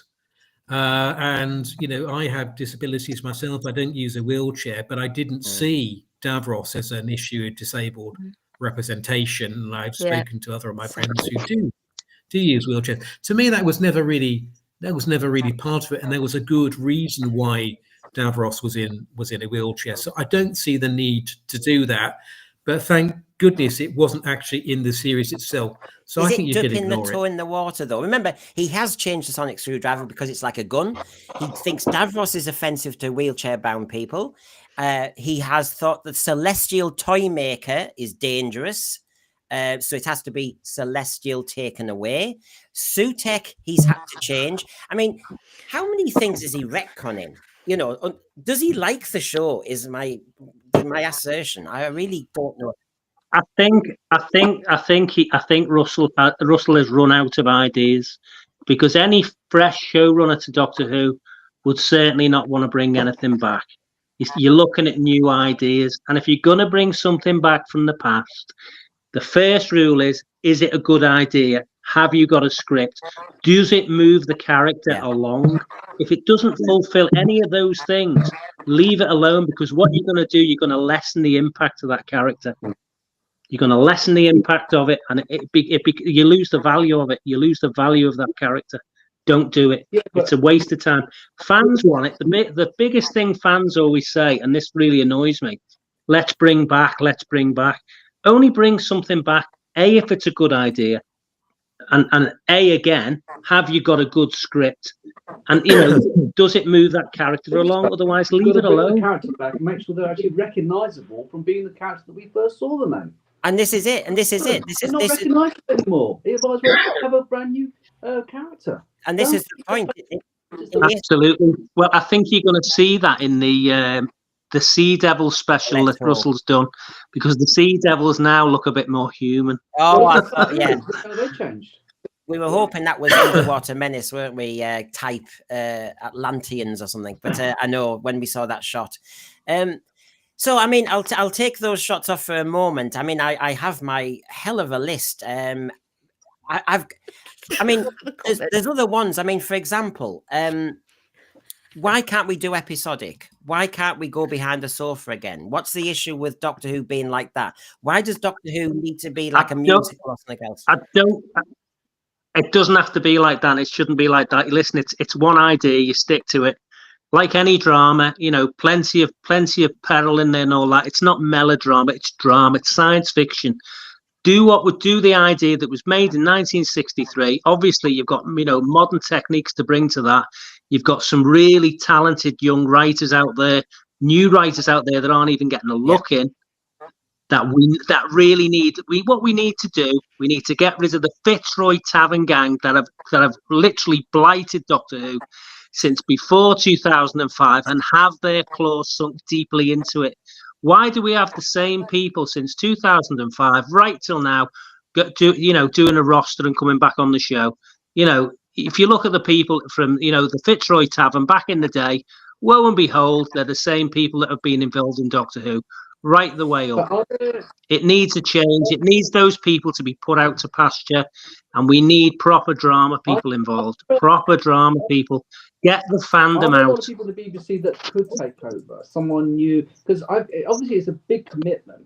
And I remember hearing a while back that they were saying that they don't think there's many people who want to take on Doctor Who. Michael, I don't think I did a show with Rachael ages ago, before the season. I was then attesting. I don't think the BBC has ever understood what Doctor Who is and why it's successful. They've never really invested in I think the BBC. They may have now, but go on, Simon. Can I just ask a question to other panelists? Really, I don't think Doctor Who has ever had. And I may be wrong. There was something at the beginning, what you call a series Bible, something that describes what it is, how it's actually done. So there probably was one originally. I think Russell may have written a proposal to the Beeb when it came back in 2005. But does somebody need to sit down and write a series Bible which covers some of these issues that we've been debating on how they should be handled? The nature of the character of the Doctor, the kind of stories that are good ideas, how you construct the narrative. Is that something that needs to be done? I don't think so, because you're talking fandom. And all you need is the TARDIS. a doctor, a companion. You don't need to keep regurgitating the past. You need to respect the past and not obviously, contradict something that's, obviously major things that have happened in the past, but not really. No, I mean, these things are already there. Why dig around? If they don't have a Bible, then they're going to make an episode like Rogue, which is the most unrecognizable character of the Doctor. And if they had a Bible, but there was something written out. There was a Bible that was written there originally in '63. Yeah, it was David there. Whittaker did it. Yeah. Can I just say, I can see both sides on this one, and that's rare for me. You know what I'm like. On this one, because I've got on the screen the quotation about the writers for Rogue, and I'm thinking of your point, Michael. Davies, I hugely admire Kate Herron's work on Loki. Obviously, I wanted women writing, and I'm aware that we haven't got enough women writing or writers of color. Absolutely. Yep. Absolutely. So fine, yes. We need new blood. As you said, we can't have the same people dominating the show for a third of its whole run. The trouble was, you could argue because there wasn't a Bible, maybe, or because they were given such free reign, they did such a bad job with Rogue. That's exactly what I'm thinking. That's exactly what I'm thinking. That's what might cause a problem. Have a sort of just some guidance rules which they can look through when they're making a story and think, oh, that's right. Now that's written down. The Doctor doesn't do that. Oh no, then it would help to. And because the series is now 61 years old, I'd like really to think, right, the Sontarans and the Rutans are there. I'd like a writing team to just sketch it out slightly for writers coming in, because otherwise it's just like, oh, we're going to have the Sontarans back and they'll just do a quick story. They'll eat some chocolate and they'll mention the Rutans. No, I want a bit more than that. Where's Galaxy? I think that story's already been done. I know. Where's Galaxy 5? Where do the Daleks and Cybermen fit into the same universe? I'd like a little bit behind the scenes, because we have so many monsters, so many villains. Actually, I want a Gene Roddenberry. That's what I want. I think the problem you're going to find is, and this is a big problem with Nuwho, is that it hasn't created as many really good characters as the classic series did. In fact, it's failed. It's failed. I'd say probably the Weeping Angels has been probably the best thing from the Nuwho series, but all the rest of it. I mean, you don't see people running out for these characters. It hasn't created them. I was going to go about the female writers. Yeah, they clearly they didn't know what the fundamentals of Doctor Who was, but then you take something like Enlightenment, which was the first ever one that was written by Barbara Clegg. That was a great story, wasn't it? Yeah. Job. And I'm sure the script editor had an input and things like that, but she knew what exactly she was writing. She knew what she was commissioned to do. Yeah. She did a fantastic job. It's my favorite story of classic. So, but you've got to know what the fundamentals, the hardcore canon is, and the softcore canon. Yeah, it's like applying for a job. You need to know the company you're applying for. If you're applying to be a writer, or you're asked to be a writer on Doctor Who, you need to have a little look if you haven't been conversant with it. I get that, but you've got to remember you don't have to keep bringing 60 years of back catalogue into a story you're writing. You don't need to do that. And this, you know what I mean? Otherwise, you're going over the same tropes. But I think that it's a mistake. And the other thing is the talking about some kind of like writer's guide, Bible, whatever. The individual writers who make submissions don't necessarily need to know all that detail. The production absolutely. They need to hold the line on that. Absolutely. I think Mike's trying to come obviously with Star Trek, they had Gene Roddenberry who ran it, and then he passed away in 1991, and then Rick Berman continued it until 2005 when it was cancelled. And he kept all those 5 shows, I think, very well maintained, a lot of continuity and things like that. Doctor Who, it's not quite the same, is it? You've never had this sort of major guiding kind of force overseeing all productions, all executive producers, all showrunners, and kind of like saying, well, actually, you shouldn't be doing that. Even though they're not the actual showrunners, they could be the ones on the show. I think if you look back, when it was at the BBC, the classic show, you had the head of drama who would oversee the producer, and he you'd have what would he would look over what they were doing and say, oh, you can't do that. You're gonna have to cut that. Please don't do that again. It's just no. Chuck it out. I think we did have that. We did have that. When it's a funny story. I was talking to Mal Young, and Mal Young, he executive produced Doctor Who when it came back in 2005, and he said to me, he said I had a big row with Russell T Davies. I said, why? He said, well, I wanted to bring Tom Baker back. He said, I thought we should bring the show back with Tom Baker. I thought he was still around. He was looking good. He was, I thought he was fabulous. He said there was even, a meeting with his agents, but Russell was adamant that the answer was no.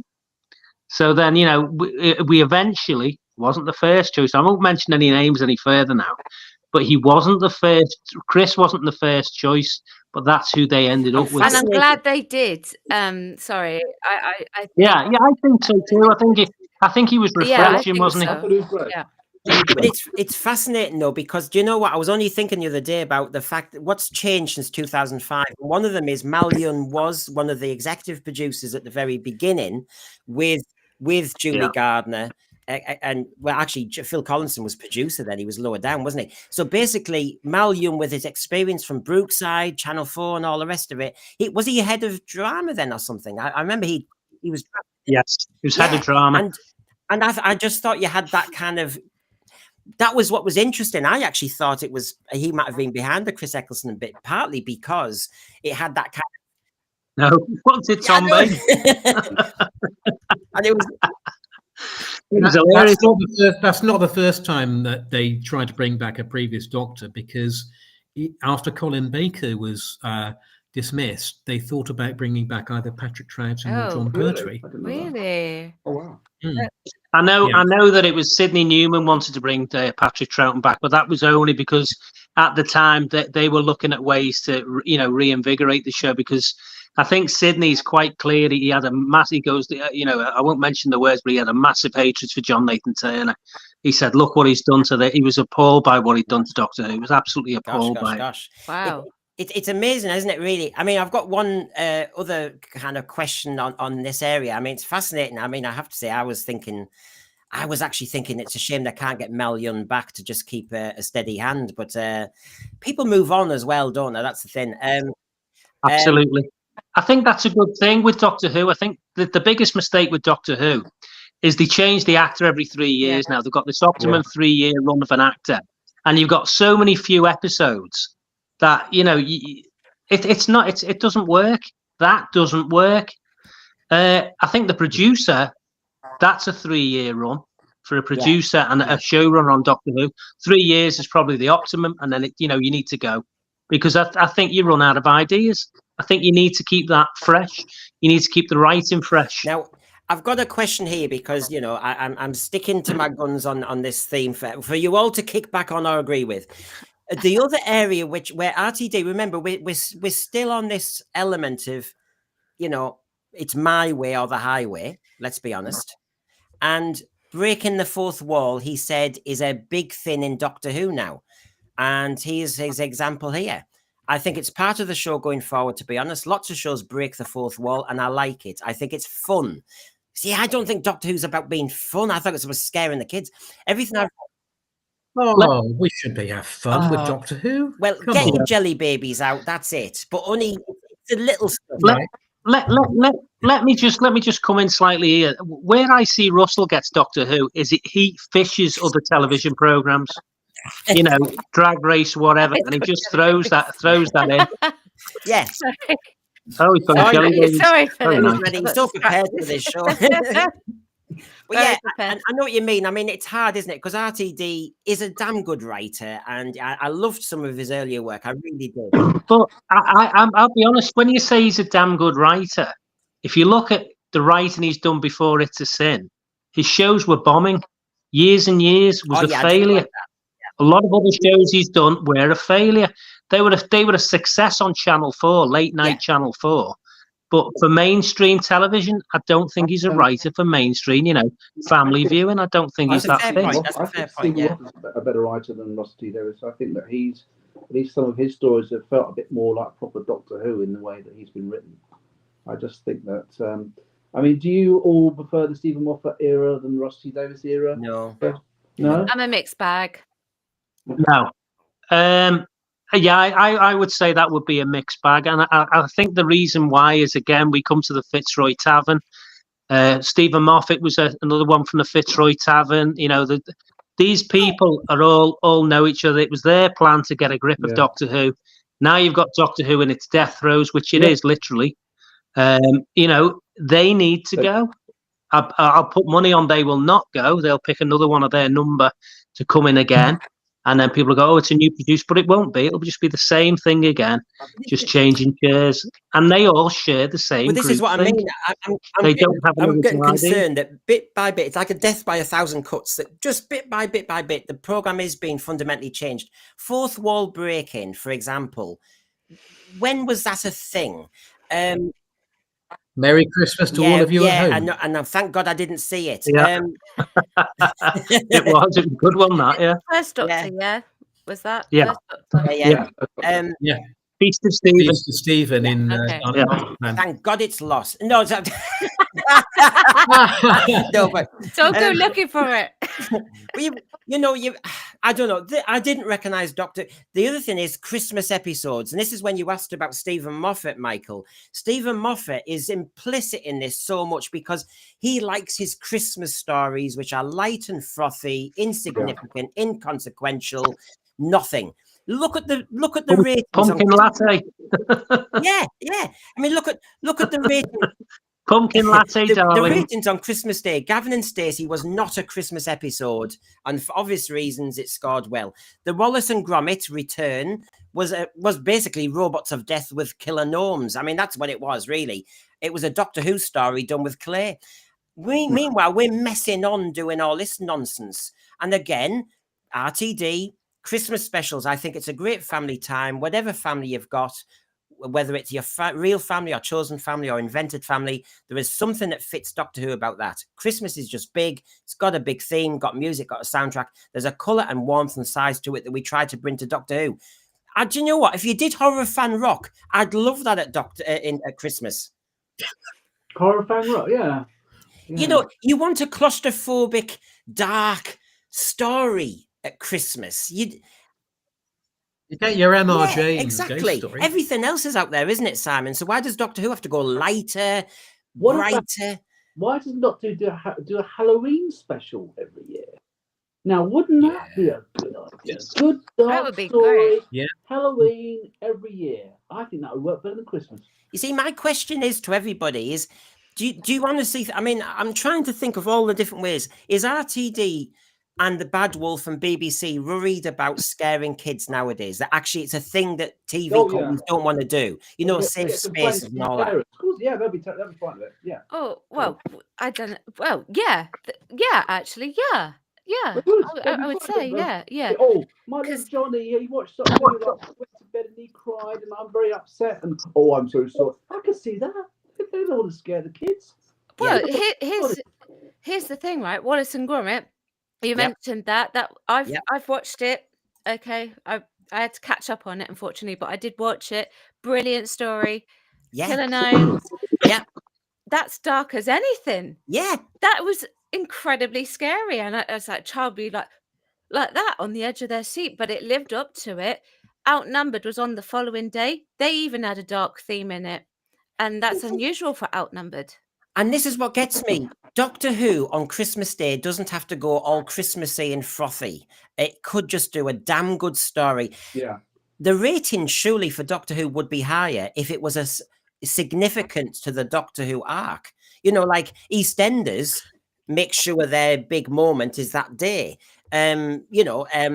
Obviously we wanted to see Gavin and Stacey's final kind of, how did it all sort out? So that's why it got high ratings. Doctor Who just said, here's a funny episode about he's running around with some sandwiches and in a dressing gown as if he's in Hitchhikers.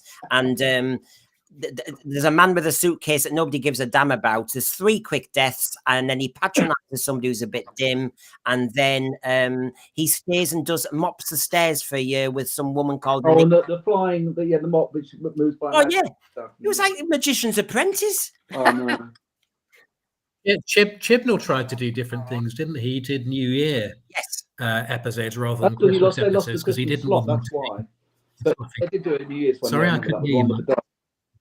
Oh, is that right? They didn't have the I think slot. it Is that lost the it. reason? I don't think he wanted I it. heard. I don't think Yeah. he wanted it.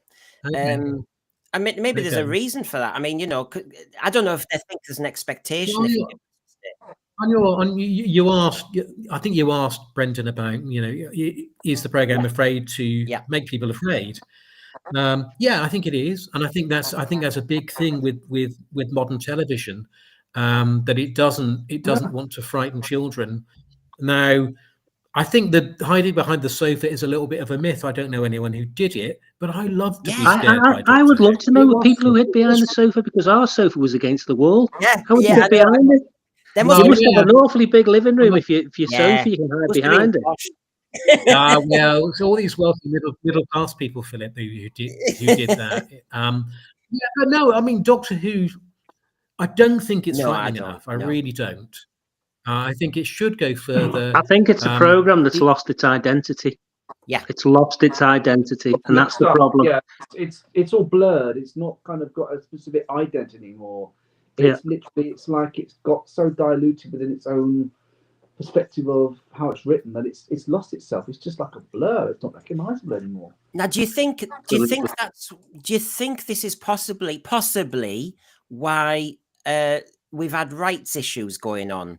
Now, there could be lots of reasons for that. I know with Stephen Colbern, for example, doesn't like the politics of the BBC or what's going on. But you've got the Robert Banks Stewart. Those two stories have been taken off the iPlayer. I'm just interested. I'm just wondering if a lot of these estates, from Terry Nations, Robert Banks Stewart's, Mervyn Haseman's, all of that, whether they are starting to go, right, number one, they might be interested in Disney global streaming, and let's Well, just to address, I can address one of those, the Terry Nation estate. As far as I'm aware now, the Daleks are 100% owned by the BBC. Really? Oh, really? Oh, okay. Yeah. As far as I'm aware, the Daleks are now 100% owned by the BBC now, by worldwide.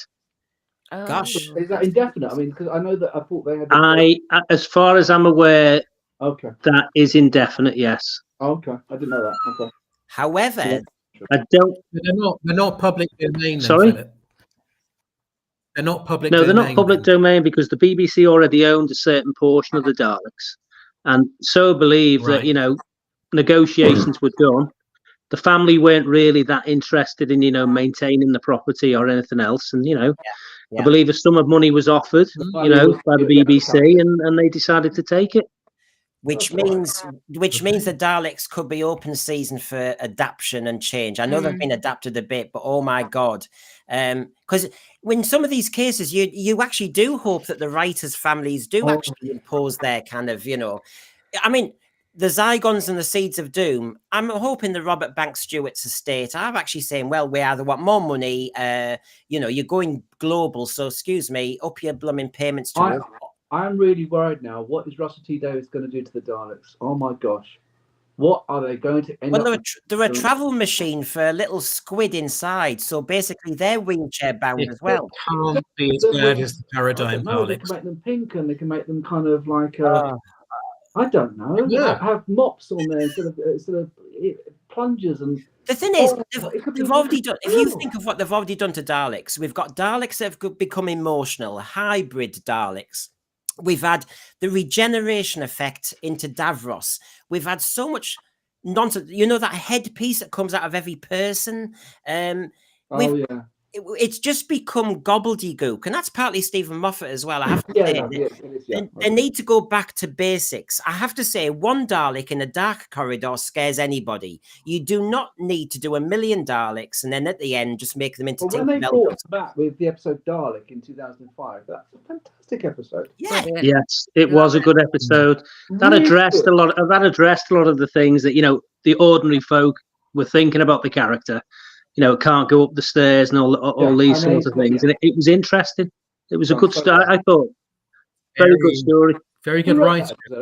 I find that when they do get the inspiration from the Big Finish stories, those stories tend to do a lot better. But you've got to. But at the moment, the script editor on this series in Cardiff is from Big Finish. Oh, really? Okay. Really? You know, I yes. actually don't know who's doing it. I Yeah, haven't and looked into it. also a lot of the Big Finish people are involved in the Cardiff production. Yeah. Wow. Yeah. You know, Now I've got in the thread here, which I've been very busy and I've tried my best, everybody. But SG, you're saying I saw a video saying Hulk's estate aren't pleased about the War Games colorized. Now, what I will say, and that's truth be known, is the man who knows a lot more is Michael Herbert, the biographer of Malcolm Hulk. And as you know, at 10:30 tonight, I have a double bill, and there's a quotation from the Malcolm Hulk biographer. It's a travesty and an insult to their work. No respect is shown for Terence Dicks and Malcolm Hulk. Now, he is still discussing and talking and getting feelers out with the Terence Dicks family, and Malcolm Hulk's estate is a bit more complicated. He hasn't heard anything that you're saying, SG. But I think respect is something that I think is starting to be missing for classic writers, I have to say. And one other thing I want to ask the panel, you know, in the War Games in Colour, we had the regeneration energy from Troughton. This, I have to say, I'm affronted by this, because this is an imposition from Nuwho that says all of Old Who has to have the same regeneration effect. And it might seem a little thing, but to me, I'm thinking, why are you parking your tanks on the classic Who lawn? Why are you doing it? There's no need. I liked the Shoji little nudge to the spiders. It was a very internal thing. I love the Watcher idea. The Watcher is brilliant. Yeah, the Watcher is a fantastic idea. But Really. but why do we need to have this regeneration vapor that now is actually getting silly? They blow it past each other in the Star Beast. It goes into Davros. It's in a little jar with a hand. It's become silly, magical nonsense. it's the same. It's exactly the same as the regeneration itself. It's been overused. It's been leaned on like a crutch, and it's becoming a little bit. It's become a bit silly. It was something that was used every maybe 5 years. The change between actors, and that was where it was used. But now it's overused, and when something's overused, it loses its value. It loses its dramatic power. I quite like to see regenerations taking a different form. You know, try a different visual or narrative approach to them. The closest we got to that was with Jodie, I think. I've got a question. Oh, and Matt Smith into Capaldi. Now I think about it. I was going to say, I mean, do you think there's a point where basically Doctor Who, he can only or she can only regenerate so many times? There's a place where Doctor Who is like, okay, it's been on for 61 years. We have 15 Doctors. Is there a point where that's enough? There's nothing more to be told without damaging the actual whole franchise? I mean, I think we're probably getting close to that now. The way it's being produced now, we're getting close to that.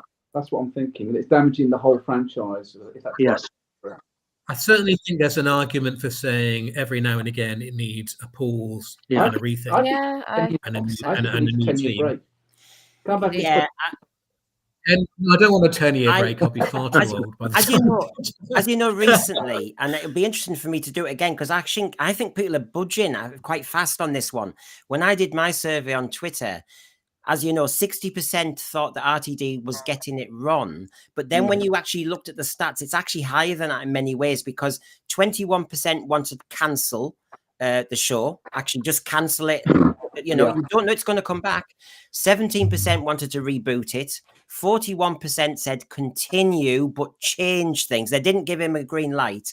And 22% said rest it. Now, 22% resting it and 21% cancel. There's your 43% saying basically take it off. Yeah. Add your 17% of saying it needs fundamental changing, and you've got an awful lot of people not happy with Doctor Who.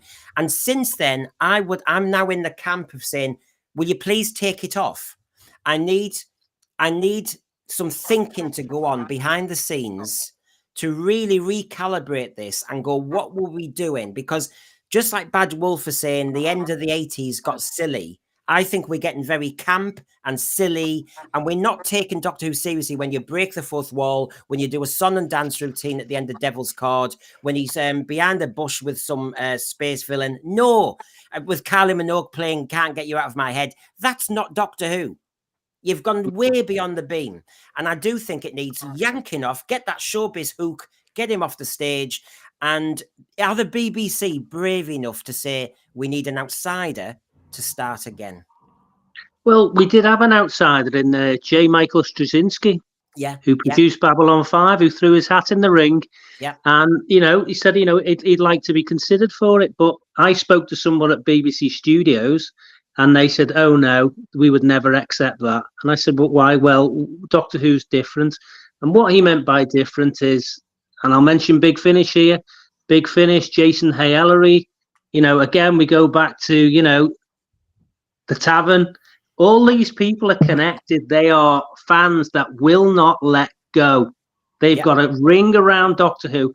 And I guarantee this, if it continues and there is a change, all you're going to get is one of those people from that same circle. That's all you're going to get. So if I asked all you panelists a question that I asked in that survey, would you go for? So I'll go around. So basically, as I'm saying here, and I'll put it on the big screen. So I'll ask Philip first. So if I just put the question up again, where do you stand today? Would you want it cancelled, rebooted, to continue, or to rest? First of all, I'd say this. I feel sorry for Russell T Davies because he shouldn't have taken it on again.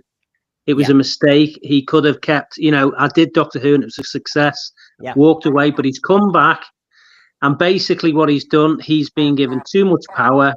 I would say the program now needs to stop. It needs somebody to come in, have a think. If they're going to give it another go, it needs to have a team of writers assembled that can develop stories. And only when that is ready, then, maybe continue. That's interesting. You see, this is what I mean, Philip. Everybody I asked, even the ones who looked as though they were given a green light, said, but. And nearly every one of them who said, I want it to continue. Because everyone's, as fans from the 80s, we know that cancellation doesn't guarantee it'll come back. So, you as a Doctor Who fan of old, you're very scared to say cancel it. I'm not scared to say cancel it. The thing is, it's got a great back catalogue. Don't forget, that's got a massive back catalogue. So there's plenty of stuff there to enjoy. There's plenty of novels still being written, stuff like that. You've got the audio stuff from Big Finish if you want that. Yeah. But what I fear is back in the 80s, and some people will remember this, if you went to the newsagent and you wanted to pick a Doctor Who magazine off the shelf, you were ostracized. You felt ashamed to pick it up because the show had sunk that low. That, it was languishing in the backwaters of audience popularity. People would laugh at you. You're like Doctor Who. Oh, my goodness me. It was camp. It was awful. Now, the thing is, it's going that way again. The worst thing you want to do is alienate the general audience. It's the same again now. It's embarrassing now. Absolutely. Yeah.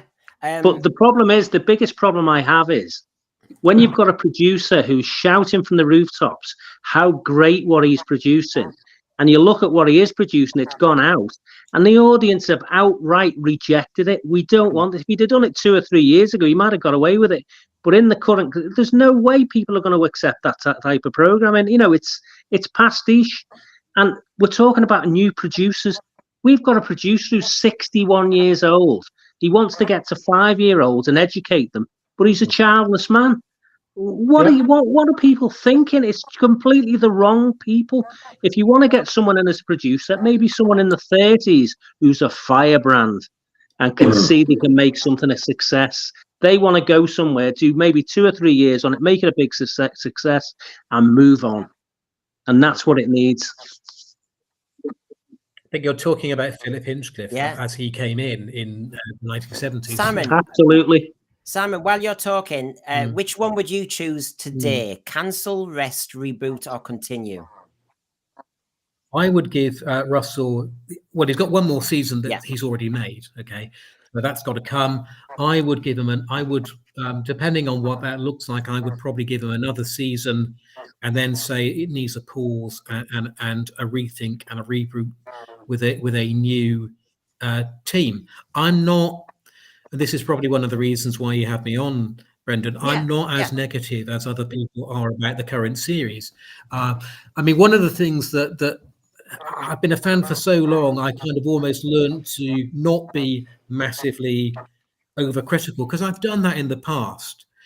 So I probably will let things go, which other people will be much more concerned about. So he's got his second season. Depending on what that's like, I would probably give him a final season and then say, let's pause But it. Simon, can I ask you something? He said that you're going to give him a final season, so he's had 2 seasons already and a spin-off, and you want to give him more if those 2 seasons have failed. Now, Disney will pull the plug. Disney will pull the plug at the end of this season that's going to come out. I don't know what this.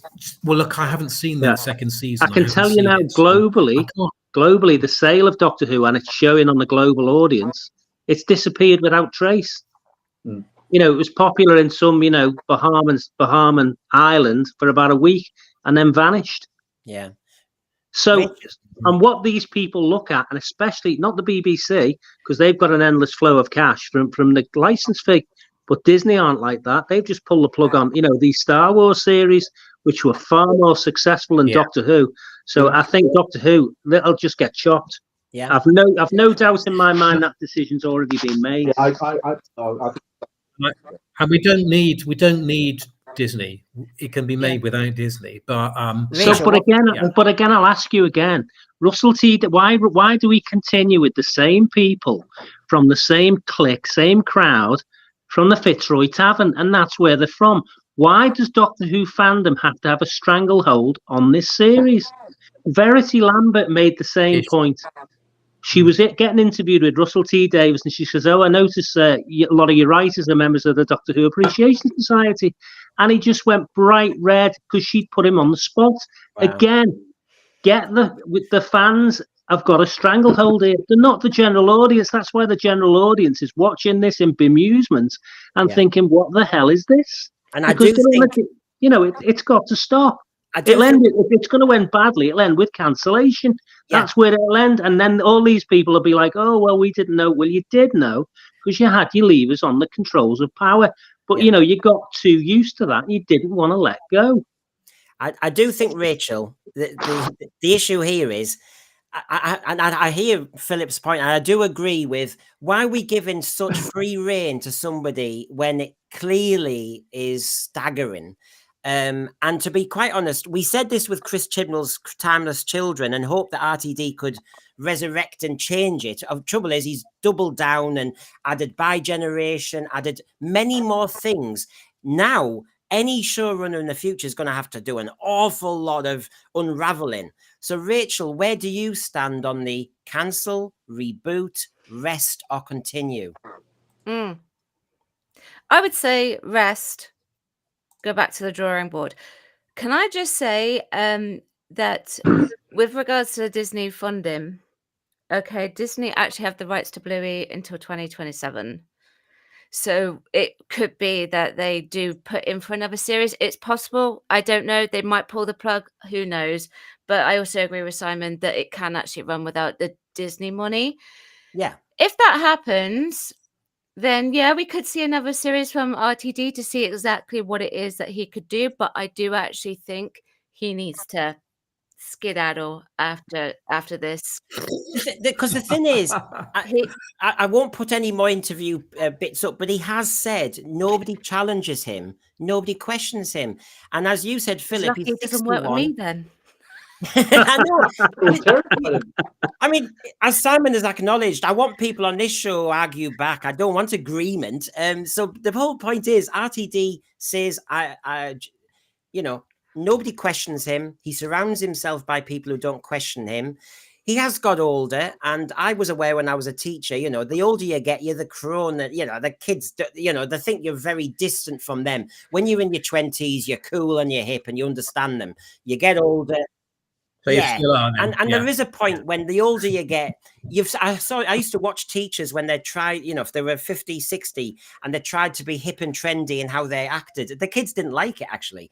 It doesn't work because you are not authentic. Yeah. And I think it's just unfortunate. It's called timey-wimey, RTD. You're now getting on, and I don't think you understand your market. I think I do a bit more because I was a teacher for 30 years.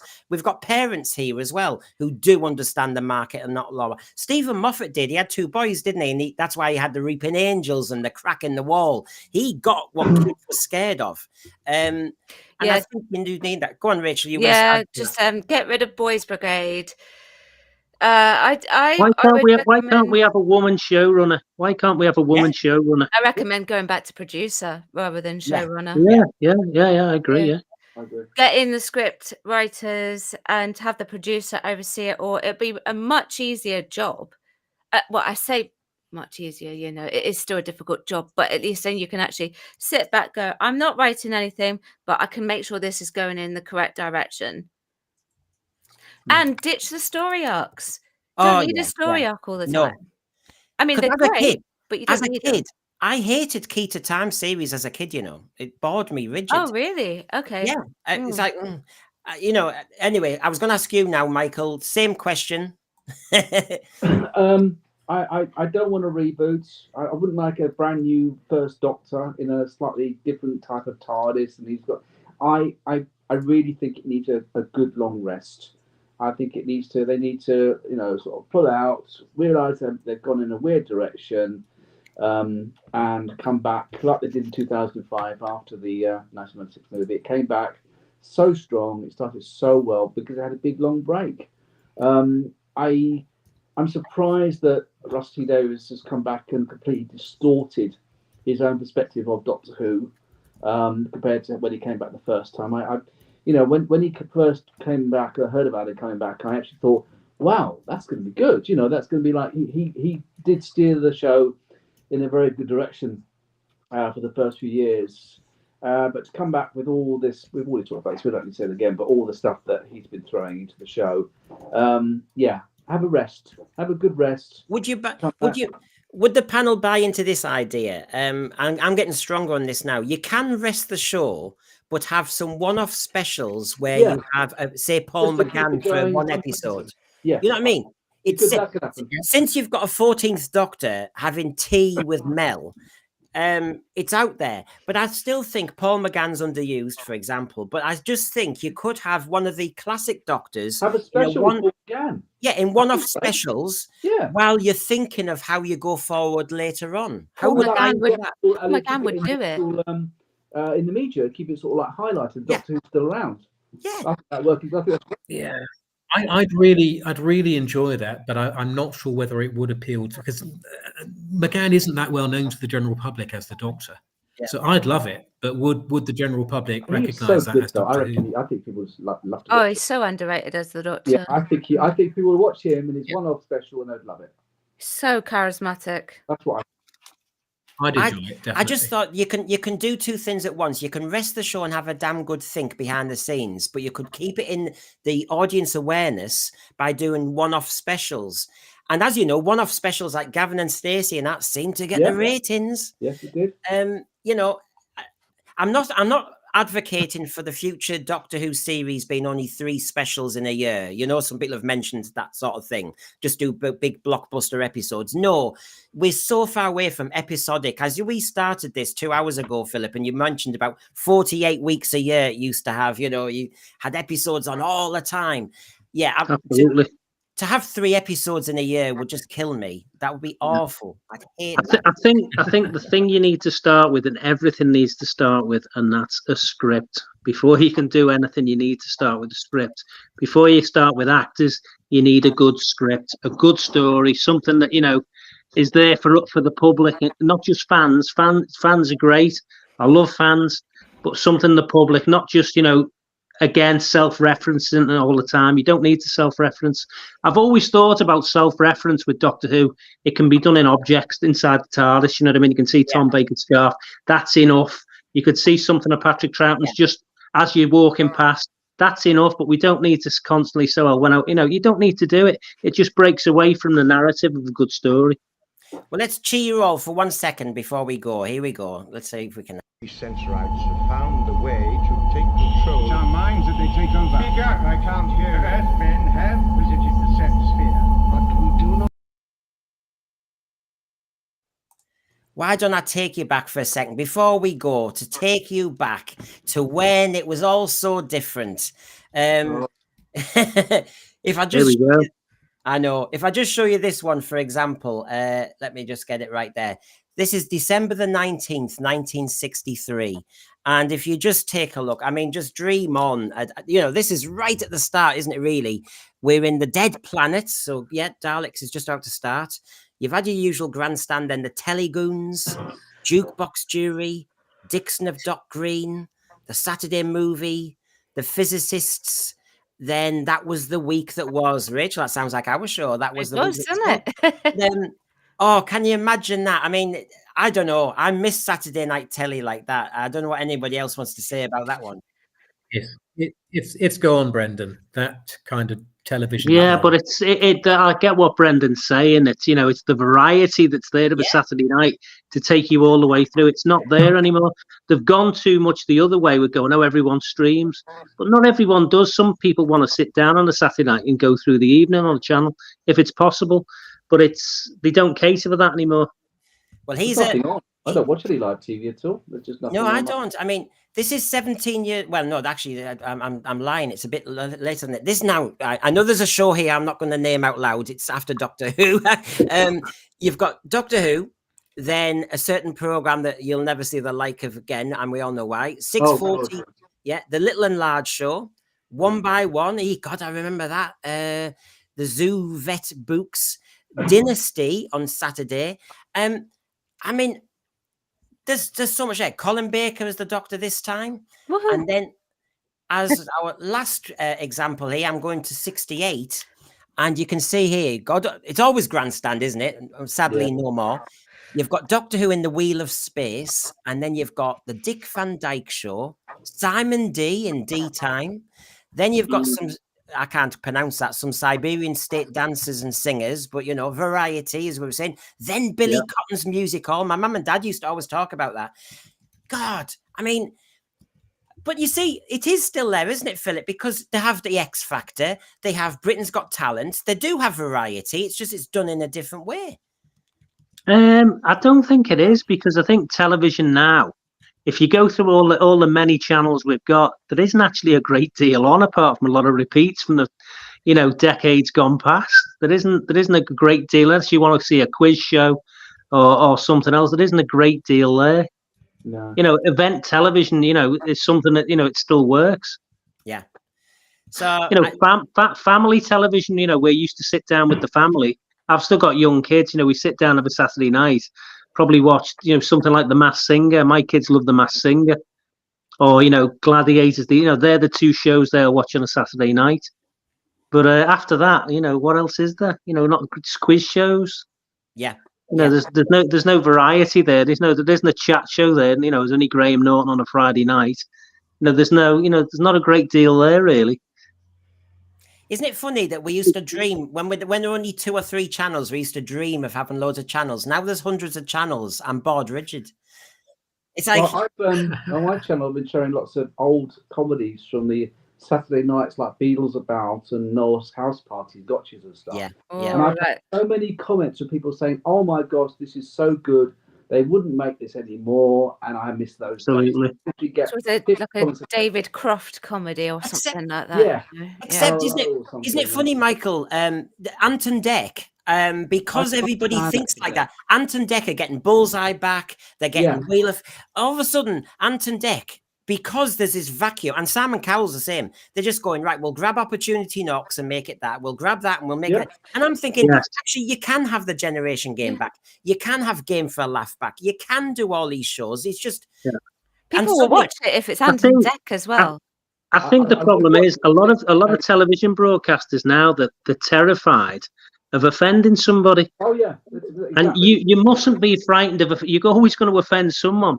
But if you're going to make it for the number of people that are going to fit in a lift instead of the millions, I think you're wrong. I think you're getting it totally wrong.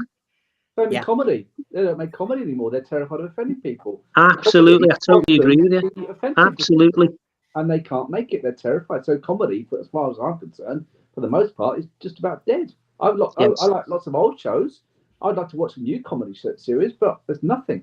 Isn't it weird? Isn't it weird how the BBC would never really repeat much, but now BBC 4 is littered with repeats, and they must be popular because they put more on. You've got To the Man Born. I mean, the show's so much. Yeah. And obviously, they're happy with this War Games Daleks in colour as a treat. You know, they're doing a lot more of it. Look, we've been busy tonight, and I've really enjoyed this discussion. Me and Rachel will be back on Friday with our That Was the Week That Was Woke. Right, yeah, I saw episode 1. It was very good. Tomorrow night, I'm risking the wrath of the world. Ooh, At Okay, 8 p.m. At 8 p.m, I'm doing the spin sphere on the impact of Trump on the world and America. And I've got a panel. It's not just me. Obviously, it's 10:30 tonight. You can hear what Malcolm Hulke's biographer thinks of the War Games in colour. That should be a nice little tasty one for you. And of course, thank you everybody for giving me your time. Philip Morris, lovely to chat to you, and I'll certainly text you. I'll certainly text you after this and see if we can do a 1-to-1 or something. If you have any time, because I've really enjoyed it. Simon, thank you for your time. Michael, likewise, and Rachel, I'll obviously be seeing you again as well. See you. Thank you for that. Really enjoyed it. Me too. Thank you. Thanks to everyone as well for taking part. Great chat.